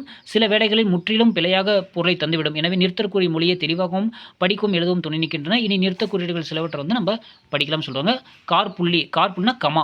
பொருள்களை தனித்தனியாக குறிப்பிடும் இடங்கள், எச்ச சொற்றொடர்கள், எடுத்துக்காட்டுகள், இணைப்புச் சொற்கள், திருமுகவிலி, மொழிகள் முதலிய இடங்களில் காற்புள்ளிகள் வருதல் வேண்டும். காற்புள்ளிகள் வருதல் வேண்டும். பொருள்களை தனித்தனியாக குறிப்பிடும் இடங்கள், எச்ச சொற்றொடர்கள், எடுத்துக்காட்டுகள், இணைப்புச் சொற்கள், திருமுகவெளி, இணைப்பு மொழிகள் முதலிய இடங்களில் காற்புள்ளி வர வேண்டும். அறம், பொருள், அறம் கமா பொருள் கமா இன்பம் கமா வீடு என வாழ்க்கை பேரு 4 நாம் எழுதும்போது கமா பிழையற எழுத வேண்டும். எழுதும்போதுக்கு அப்புறம் ஒரு கமா வரணும். இனிய நன்கு படித்தான், அதில் காற்புள்ளி, அதனால் கமா தேர்ச்சி பெற்றான். ஐயா காற்புள்ளி அரைப்புள்ளி, இனிய நன்கு படித்தான்ங்கிறது அரைப்புள்ளி, அதனால் கமா தேர்ச்சி பெற்றாங்கிறது காற்புள்ளினா ஒரு கமா, அரைப்புள்ளினா 2 புள்ளி வைக்கணும் போல. அடுத்து ஐயா அப்படிங்கிறதுக்கு அரைப்புள்ளி, அம்மையங்கிறது கமா. சிறியவன் பெரியவன் ஒரு கமா, செல்வன் ஏழை. அடுத்து அரைப்புள்ளியை பொறுத்த வரைக்கும் தொடர்நிலை செயல்களிலும் ஒரு சொல்லுக்கு வேறுபட்ட பொருள் கூறும் இடங்களிலும் அரைப்புள்ளி வருதல் வேண்டும். தொடர்நிலை செயல்களிலும் ஒரு சொல்லுக்கு வேறுபட்ட பொருள் கூறும் பொழுது வேறு பொருள் கூறும் இடங்களிலும் அரைப்புள்ளி வருத வேண்டும். வேலன் கடைக்கு சென்றான் அரைப்புள்ளி, பொருள் வாங்கினான் அரைப்புள்ளி, வீடு திரும்பினான் முற்றுப்புள்ளி. சீர் மாறுபாடு இல்லாதது அப்படின்னு அரைப்புள்ளி போட்டு அளவு அரைப்புள்ளி, இயல்பான தன்மை அரைப்புள்ளி, ஒழுங்கு அரைப்புள்ளி, சமம் அரைப்புள்ளி, நேர்த்தி அரைப்புள்ளி, அழகு அரைப்புள்ளி, சீதனம் அரைப்புள்ளி, செய்யுள் உறுப்பு முற்றுப்புள்ளி. முக்காற்புள்ளி அப்படிங்கிறப்ப சிறு தலைப்பு நூற்பகுதி எண் பெருங்கூட்டு தொடர் முதலிய இடங்களில் முக்காற்புள்ளி எழுதும். சிறு தலைப்பு நூற்பகுதி எண் பெருங்கூட்டு தொடர் முதலிய இடங்களில் முக்காற்புள்ளி எழுதும். சார்பெழுத்து முக்காற்புள்ளி, முக்காற்புனா 2 டாட் செமி கோலன். சார்பெழுத்து சிறு தலைப்பு நூற்பகுதி எண் பத்துப்பாட்டு 2 முக்காற்புள்ளி 246. 8 தொகை பின்வருமாறு, அதில் பெருங்கூட்டு தொடர் இல்லையா, அது முக்காற்புள்ளி. அடுத்து முற்றுப்புள்ளிங்கிறது தொடரின் இறுதி, முகவரின் இறுதி, சொற்குறுக்கம், நாள் முதலிய இடங்களில் முற்றுப்புள்ளி வருத வேண்டும். உருவு கண்டு எல்லாமே வேண்டும் முற்றுப்புள்ளி. தலைமை ஆசிரியர் கமா அரசு மேல்நிலைப் பள்ளி கமா காஞ்சிபுரம் முற்றுப்புள்ளி. தொல் அப்படிங்கிற முற்றுப்புள்ளி. சொல் இது எல்லாமே சொற்குறுக்கம். சொல் தொல்காப்பியத்தில் சொல்லதிகாரம் தொல் சொல் போட்டு 58. அடுத்தது 18/2/2018 சொல்லிட்டு நாள் குறிக்கும் பொழுது முற்றுப்புள்ளி வரணும். வினாக்குறி அப்படிங்கிறது ஒரு வினாத்தொடர் முற்றுத்தொடராகவும் நேர்கூட்டு தொடராகவும் இருப்பின் வினாக்குறி இடுதல் வேண்டும். ஒரு வினாத்தொடர் வந்து முற்றுத்தொடராகவும் நேர்கூட்டு தொடராகவும் இருப்பின் இறுதியில் வினாக்குறி எழுதும். அது என்ன முற்றுத்தொடர்? அப்போ கேள்விக்குறி. நீ வருகிறாயா என்று கேட்டான், அப்போ நேர்கூற்று. நீ வருவாயா அப்படிங்கிற இடத்துல நேர்கூட்டு தொடர். அடுத்தது வியப்புக்குறி. வியப்புக்குறியை பொறுத்தவரையும் வியப்புக்குறி வியப்பிடை சொல்லுக்கு முன்னும் நேர்கூற்று வியப்பு தொடர் இறுதியிலும் அடுக்குச் சொற்களின் முன்னும் வியப்புக்குறி எழுதல் வேண்டும். வியப்புக்குறி வந்து வியப்பிடை சொற்களுக்கு பின்னாடியும் நேர்கூற்று வியப்பு தொடர் இறுதியிலும் அடுக்குச் சொற்களின் பின்னும் வியப்புக்குறி வருதல் வேண்டும். எவ்வளவு உயரமானது ஒரு வியப்புக்குறி? என்னே தமிழின் பெருமை ஒரு வியப்புக்குறி. அது நேர்கூற்று தொடர். என்றார் கவிஞர். வா வா வா போ போ போ, அதாவது அடுக்கு தொடர் சொல் பின்னாடி வியப்புக்குறி வரணும். விழிக்குறி அப்படிங்கிறது அண்மையில் இருப்பாரை அழைப்பதற்கும் தொலைவில் இருப்பாரை அழைப்பதற்கும் விழிக்குறி பயன்படுத்த வேண்டும். வியப்புக்குறியும் விழிக்குறியும் ஒரே அடைப்புக்குறி, ஒரே அடையாளக்குறி உடையன. விழிக்குறியும் ஒன்று தான், வியப்புக்குறியும் ஒன்று தான். ஸோ அண்மையில் இருப்பாரை அழைப்பதற்கும் தொலைவில் இருப்பாரை அழைப்பதற்கும் விழிக்குறி பயன்படுத்த வேண்டும். வியப்புக்குறியும் விழிக்குறியும் ஒரே அடையாளக்குறி. அவை ஈர், அவை தலைவீர் அப்படின்னு அழைக்கிறது. மேற்கோள் குறி அப்படிங்கிறது ஒற்றை மேற்கோள் குறி, இரட்டை மேற்கோள் குறி அப்படின்னு 2 வகைப்படும். ஒற்றை மேற்கோள் குறி எங்கெங்கெல்லாம் வரணும் அப்படின்னா, ஓர் எழுத்தேனும் சொல்லேனும் சொற்றொடரேனும் தன்னை குறிக்கும் இடம், கட்டுரை பெயர், நூற்பெயர் குறிக்கும் இடங்கள், பிற கூற்றுப்பகுதியில் முதலான இடங்களில் ஒற்றை குறி வருதல் வேண்டும். ஓர் எழுத்தேனும் சொல்லேனும் சொற்றொடரேனும் தன்னை குறிக்கும் இடம் ஏ என்று எழம் செய்யாது. அப்போ ஏக்கு முன்னாடி ஒற்றை மேற்கோள் குறி வரணும்.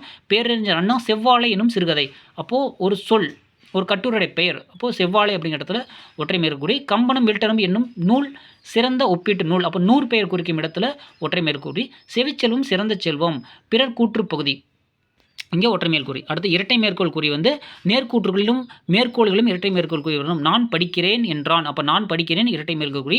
ஒழுக்கமுடைமை குடிமை, அப்போ அங்கே இரட்டை மேற்கூறி. நிறுத்த குறியீடுகள் எல்லாம் வெறும் அடையாளங்கள் அல்ல, அவையெல்லாம் பொருள் பொதிந்த அடிப்படையில் தோன்றியவை என்பதை நாம் புரிஞ்சுக்கணும். பழங்காலத்தில் பனை ஓலைகளிலோ கல்வெட்டுகளிலோ ஒரு பாடல் அல்லது உரைநடை பகுதியை எழுதி முடித்ததும் அவற்றை எழுதி முடித்தமைக்கு அடையாளமாக அதன் இறுதி சுழியம் இடுதல் அல்லது இணைக்கோடுகள் 2 ஸ்லாஷ் போடுறது அல்லது கோடிடுதல் ஸ்லாஷ் போடுறது வழக்கமாக இருந்துள்ளது.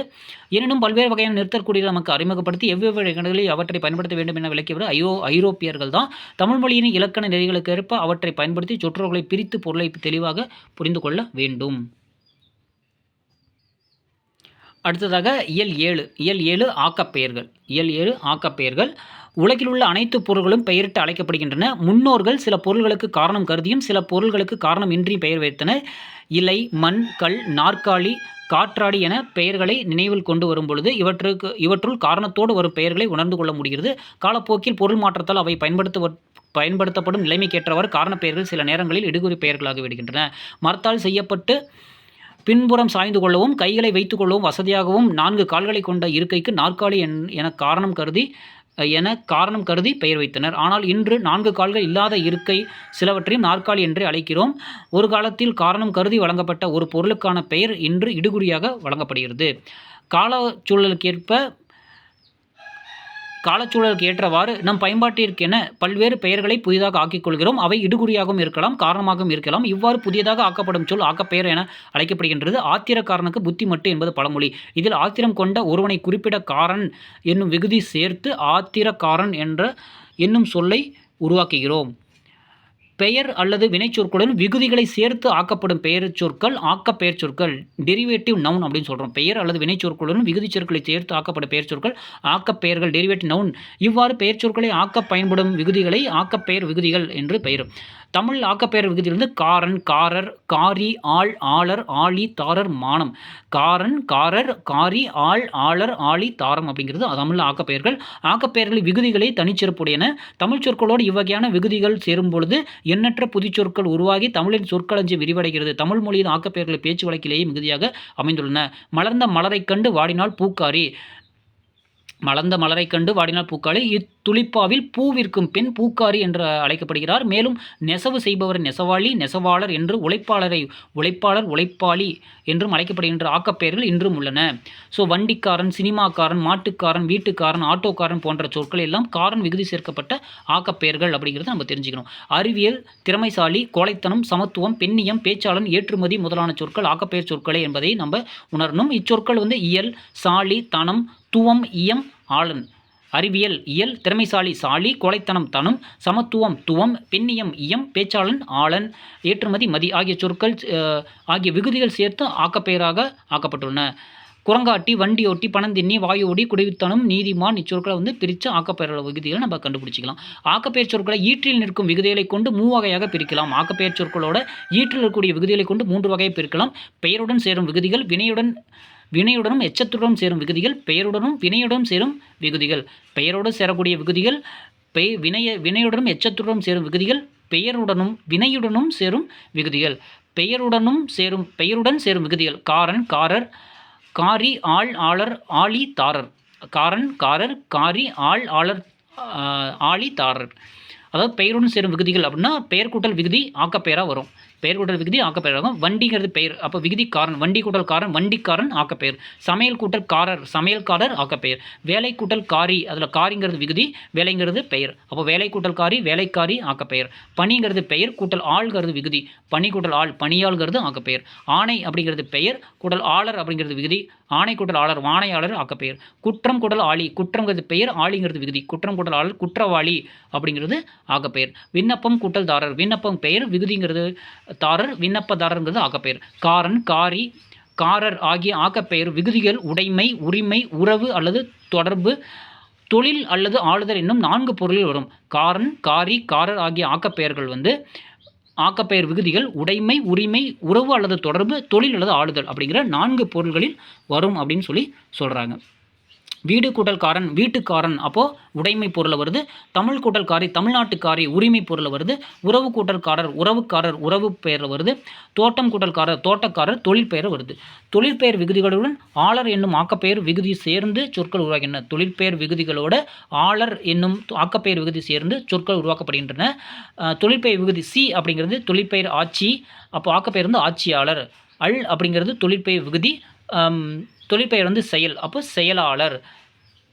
தொழிற்பெயர் செய்தி, அதோட விகுதி தி, செய்தியாளர். இறக்குமதிங்கிறது தொழிற்பெயர், மதிங்கிறது தொழிற்பெயர் விகுதி, இறக்குமதியாளர். பார்வைங்கிறது தொழிற்பெயர், வைங்கிறது தொழிற்பெயர் விகுதி, அப்போ பார்வையாளர். தொழிற்பெயர் தேர்வு, தொழிற்பெயர் விகுதி ஊ, அப்போ தேர்வாளர். தொழிற்பெயர் அழைப்பு, தொழில் விகுதி பூ, அப்போ அழைப்பாளர். ஆட்சியாளர், செயலாளர், செய்தியாளர், இறக்குமதியாளர், பார்வையாளர், தேர்வாளர், அழைப்பாளர். ஆளர், ஆளி முதலான விகுதிகள் இருபால் பொதுமை பெயர்களை உருவாக்க துணை நிற்கின்றன. இருபாலர் பொதுவான பெயரை உருவாக்குறதுக்கு துணை நிற்கிறது ஆளர், ஆளிங்கிறது. உதவி கூட்டல் ஆளர், உதவியாளர். காப்பு கூட்டல் ஆளர், காப்பாளர். மேல் கூட்டல் ஆளர், மேலாளர். கண்காணிப்பு கூட்டல் ஆளர், கண்காணிப்பாளர். தயாரிப்பு கூட்டல் ஆளர், தயாரிப்பாளர். ஆளி அப்படிங்கிறது நெசவு கூட்டல் ஆளி, நெசவாளி. முதல் கூட்டல் ஆளி, முதலாளி. தொழில் கூட்டல் ஆளி, தொழிலாளி. பயன் கூட்டல் ஆளி, பயனாளி. கூட்டு கூட்டல் ஆளி, கூட்டாளி. இது எல்லாமே பொது பெயராக வருது, ஆண்பால் பெண்பால்னு பிரிக்காமல் வருது. அடுத்தது வினையுடனும் எச்சத்துடன் சேரும் விகுதிகள். வினையுடன் மானம் என்னும் விகுதி சேர்ந்து புதிய சொற்கள் உருவாக்கப்படுகின்றன. வினையுடன் வினையுடனும் எச்சத்துடனும் சேரும் விகுதிகள் அப்படிங்கிறப்போ வினையுடன் மானம் என்னும் விகுதி சேர்ந்து புதிய சொற்கள் உருவாகின்றன. வினை வந்து அடை கூட்டல் மானம். அடைங்கிறது வினை, மானம்ங்கிறது விகுதி. அடைமானம் அப்படிங்கிறது அதோட ஆக்கப்பெயர். கட்டு கூட்டல் மானம். கட்டுங்கிறது வினை, மானம்ங்கிறது பகுதி. கட்டுமானம்ங்கிறது ஆக்கப்பெயர். தேய் கூட்டல் வினை. தேய்ங்கிறது வினை, மானம்ங்கிறது பகுதி. தேய்மானம் அப்படிங்கிறது ஆக்கப்பெயர். பெயருடனும் வினையுடனும் சேரும் விகுதிகள். பெயருடன் சேர்ந்து வரும் விகுதிகள் வந்து பெயர், அச்சு கூட்டல் அகம். அச்சுங்கிறது பெயர், அகம்ங்கிறது விதி. அச்சகம் அப்படின்னு ஆக்கப்பெயராக வருது. வினையுடன் சேர்ந்து வரும் விகுதிகள். வினையுடன் சேர்ந்து வரும் விகுதிகள் அப்படின்னு பார்க்குறப்போ பயில் கூட்டல் அகம். பயில்ங்கிறது வினை, அகம்ங்கிறது விகுதி. அப்போ பயில் கூட்டல் அகம், பயிலகம் அப்படிங்கிறது ஆக்கப்பெயர். இவ்வாறு தமிழில் எண்ணற்ற ஆக்கப்பெயர்கள் விரவி கிடைக்கின்றன. இவ்வகையான சொற்கள் நம் மொழிக்கு புதிய புதிய சொற்களை உருவாக்குவதோடு இல்லாமல் மொழி காலந்தோறும் வளர்வதற்கும் துணை நிற்கின்றன. ஸோ இன்று வழக்கில் உள்ள ஆக்கப்பெயர்களை பட்டியலிடணும். அதை பற்றி நம்ம தெரிஞ்சுக்கிறது நல்லது.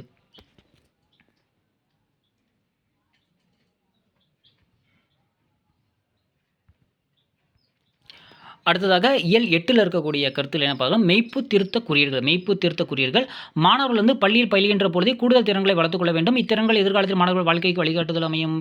தமிழ் மொழியை கற்பதுடன் இல்லாமல் தமிழ் சார்ந்த பிற பணிகளிலும் தம்மை ஈடுபடுத்திக் கொள்ள வேண்டும். இன்றைய அச்சுப்படி திருத்த குறியீடுகளை அறிந்து பிழைத்திருத்தம் செய்யும் பயிற்சி வந்து பயன்படுதாக நூல்களையோ இதழ்களையோ வெளியிடும் பொழுது பிழையின்றி அச்சிட வேண்டும். எழுத்து பிழைகள், தொடர் பிழைகள், மயங்கொலி பிழைகள், ஒருமைப்பன்மை பிழைகள் ஆகியவற்றை நிறைந்த செய்திகள் படிப்போருக்கு தவறான கருத்தை அளித்து குழப்பத்தில் ஆழ்த்திவிடும். எனவே நூல்கள் அல்லது இதழ்களை அச்சிடுவதற்கு முன்னர் அச்சுப்படி திருத்துபவர் பணியின் போது பிழைகளை திருத்துவதற்கு பின்பற்றும் முறைகளை திருத்த குறியீடுகளையும் அறிந்திருத்தல் வேண்டும். அச்சுப்படி திருத்துவரோட பணிகள் என்னென்ன அப்படின்னா, மூலப்படியில் உள்ளபடியே, அதாவது ஒரிஜினல் காப்பி உள்ளபடியே செய்திகள் அச்சாகியுள்ளனவா என்று ஒவ்வொரு வரியும் படித்து கவனித்தல் வேண்டும். மூலப்படியில் இருக்க மாதிரியே செய்திகள் அச்சாகியுள்ளனவா அப்படிங்கிற இதை படித்து பார்த்து தெரிஞ்சுக்கணும், கவனிக்க வேணும். செய்தியின் உள்ளடக்கம், புள்ளி விவரங்கள், எண்கள், அட்டவணைகள் முதலியன விடுபட்டுள்ளனவா என்பதை மூலப்படியோடு ஒப்பிட்டு கவனித்தல் வேண்டும். இன்றியமையாதது. ஏனெனில் புள்ளி விவரங்கள் மாறினால் செய்தியின் பொருள் முரண்பாடு ஏற்படும்.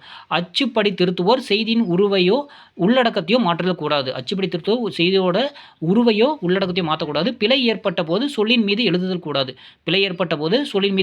ஒரு வரியின் இடப்பக்கத்தில் பாதியில் பிழை இருந்தால் இடப்பக்க ஓரமும், வலப்பக்க பாதியில் பிழை இருந்தால் வலப்பக்கம் ஓரமும் திருத்தம் தருதல் வேண்டும். அச்சிடுவோருக்கு பயனுடையதாக அமையும்.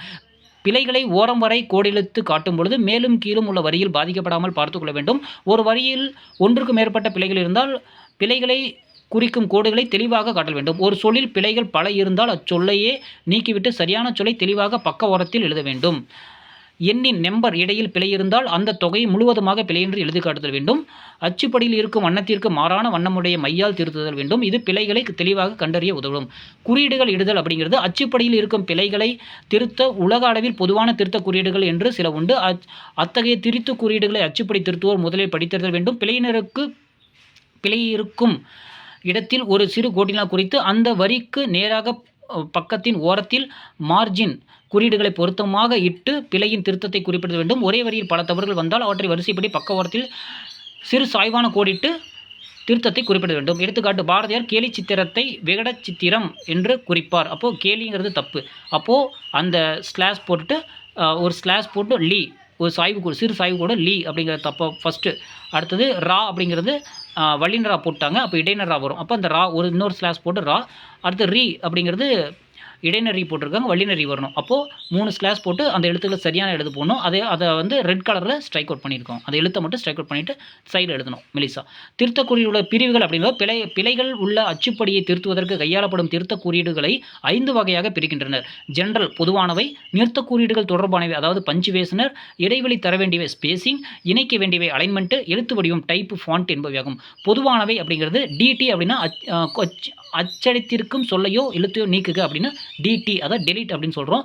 மேற்கோள் குறி அப்படின்னு சொன்னால் அதாவது அப்பர் ஏரோ மார்க் மாதிரியே வரக்கூடியது ஆங்கிள். சொல்லையோ எழுத்தையோ இந்த இடத்தில் சேர்த்துக்கொள்ள வேண்டும். சேர்ப்பு குறி அப்படின்னு நம்ம வச்சுக்கலாம். சேர்ப்பு குறி அப்படின்னு சொல்லலாம். அடுத்தது வந்து square bracket, left square bracket, இடது பக்க பகர அடைப்பா, அந்த மாதிரி புதிய பத்தியை தொடங்குக அப்படிங்கிற அர்த்தம். அடுத்த எடுத்துக்காட்டு வந்து பாரதி தம்மை போலவே பிறரையும் நேசிக்கும் பண்பாளர் அப்படிங்கிறப்போ அந்த ஸ்பேஸ் பிறரையும் அப்படிங்கிற ஸ்பேஸ் இருக்குல்லையே, ஸ்லாஷ் போட்டு டிடி போட்டோன்னா அதை டெலிட் பண்ணுறது அப்படிங்கிறது இப்போ வரக்கூடாது, அப்போ எடுத்துடு இப்போ நீக்கிடாச்சு. நிறுத்த குறியீடுகள் அப்படிங்கிறப்போ கமா போட்டு ஒரு ஸ்லாஷ் போட்டோம்னா கால் புள்ளி சேர்க்கவும் அர்த்தம். அரைப்புள்ளி போட்டு ஒரு ஸ்லாஷ் போட்டோம்னா அரைப்புள்ளியை சேர்க்கவும். புள்ளி வச்சு ஒரு கோடு போட்டோம்னா முற்றுப்புள்ளியை சேர்க்கவும். வினாக்குறி போட்டு ஒரு ஸ்லாஷ் போட்டால் வினாக்குறியை இடவும். ஒத்த விழிப்புக்குறியை போட்டு ஒரு ஸ்லாஷ் பண்ணால் வியப்புக்குறியை சேர்த்துக்கொள்ளவும் அல்லது விழிக்குறியை சேர்த்துக்கொள்ளவும். முக்கார் புள்ளி போட்டு ஸ்லாஷ் போட்டால் முக்கார் புள்ளியை சேர்த்துக்கொள்ளவும். ஸோ எடுத்துக்காட்டு வந்து சங்க காலத்தில் கற்பித்தல் பணியை மன்றம், சான்றோர், அவை, கமா போட்டு ஒரு ஸ்லாஷு, இன்னொரு கமா போட்டு ஒரு ஸ்லாஷு அப்படின்னு போட்டோம்னா அங்கெல்லாம் கமா வரணும் அப்படின்னு அர்த்தம். அரங்கூர் அவையம் ஸ்லாஷ் போட்டு சமணப்பள்ளினா அரங்கூர் அவையத்துக்கு அப்புறம் ஒரு கமா வரணும் அர்த்தம். போன்ற அமைப்புகள் தெரிந்துள்ளன. இடைவெளி தர வேண்டியவை அப்படின்னா ஸ்பேஸ் குறியீடு, அந்த ப்ராக்கெட்டே வந்து படுக்க வாக்கில் போடுறது. சொற்களை அல்லது எழுத்துக்களை சேர்க்கவும், இடைவெளி விட வேண்டாம் அப்படிங்கிறது. ப்ராக்கெட்டை படுக்க போட்டோம்னாக்கா இடைவெளி தரக்கூடாதுன்னு அர்த்தம். ஆஷ் போட்டோம் அப்படின்னாக்கா பத்திகளுக்கு இடையில் வரிகளுக்கு இடையில் இடைவெளி தருக அப்படின்னு சொல்லி ஆஷ் போடுறோம். தமிழ் ஆண்டுகளில் தமிழ் ஸ்லாஷ் ஆண்டு அப்படின்னா அந்த இடத்துல வந்து இடைவெளி வரணும் அப்படின்னு சொல்கிறோம். திங்கள், கமா, நாள் இவற்றை முதலாக அப்படி அந்த இடத்துல ஸ்பேஸ் வரக்கூடாதுன்னு சொல்கிறோம். இணைக்க வேண்டியவை அப்படின்னு போட்டால் ஒரு சதுரம் மாதிரி போட்டோம்னா இடப்பக்கம் தள்ளவும், இடப்பக்கம் தள்ளணும் அப்படின்னா லெஃப்ட் தள்ளணும் அப்படின்னா லெஃப்ட் பக்கம் தள்ளுற மாதிரி சிம்பிள் போடணும். வலது பக்கம் தள்ளணும்னா வலது பக்கம் தள்ளுற மாதிரி ஒரு சிம்பிள் போடணும். எஸ் மாதிரி போட்டு படுக்க போட்டோம்னா பத்திகளை இணைக்கவும் அப்படின்னு சொல்கிறோம். மேல் பத்தி கீழே பற்றி இணைக்கணும், எஸ் போட்டணும். அடுத்தது ஒற்றை மேற்கோள் குறி போட்டு ஒய்க்கு நடு மேலே வந்து ஒற்றை மேற்கோள் போட்டால் ஒற்றை மேற்கோள் இடுகள் அப்படின்னு அர்த்தம். இரட்டை மேற்கோள் குறி நடுவில் ஒரு ஒய் போட்டோம்னா இரட்டை மேற்கோள் இடுக அப்படின்னு சொல்கிற அர்த்தம். ஸோ கல்வியின் சிறப்பை கல்வி அழகு அப்படிங்கிறப்போ அந்த ஸ்லாஷில் வந்து ஒற்றை மேற்கோள் குறி வரணும். அழகு அதை கல்வி அழகு அழகு அப்படி நாலடியாக இருக்கிறப்போ அந்த கல்வி அழகு அழகுங்கிறத ஒற்றை மேற்கோள் குறி வரணுங்கிறத காமிச்சிருக்கோம்.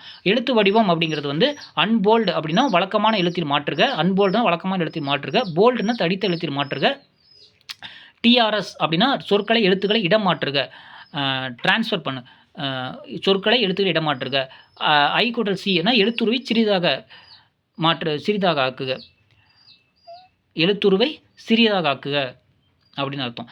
எடுத்துக்காட்டு 1 சிலப்பதிகாரம் ப்ராக்கெட்டுக்குள்ளே மணிமேகலை ப்ராக்கெட்டுக்குள்ளே போட்டு ஸ்லாஷ் போட்டு பி ஸ்லாஷ் போட்டு பின்னா அது போல்டு பண்ண அர்த்தம். ஆகிய இரண்டும் தமிழ் மொழியை தோன்றிய இரட்டை காப்பியங்கள் அப்படின்னு சொல்கிறோம். அடுத்தாக உள்ளத்துள்ளது கவிதை ஐஃபோன் போட்டு ஸ்லாஷ் போட்டு இன்ப உருவெடுப்பது கவிதை அப்படின்னா ட்ரான்ஸ்ஃபர் பண்ணணும்.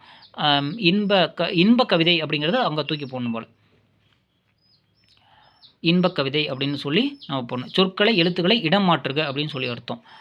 இன்ப கவிதை உள்ளத்துள்ளது இன்ப கவிதைங்கிறது மாற்றணும்.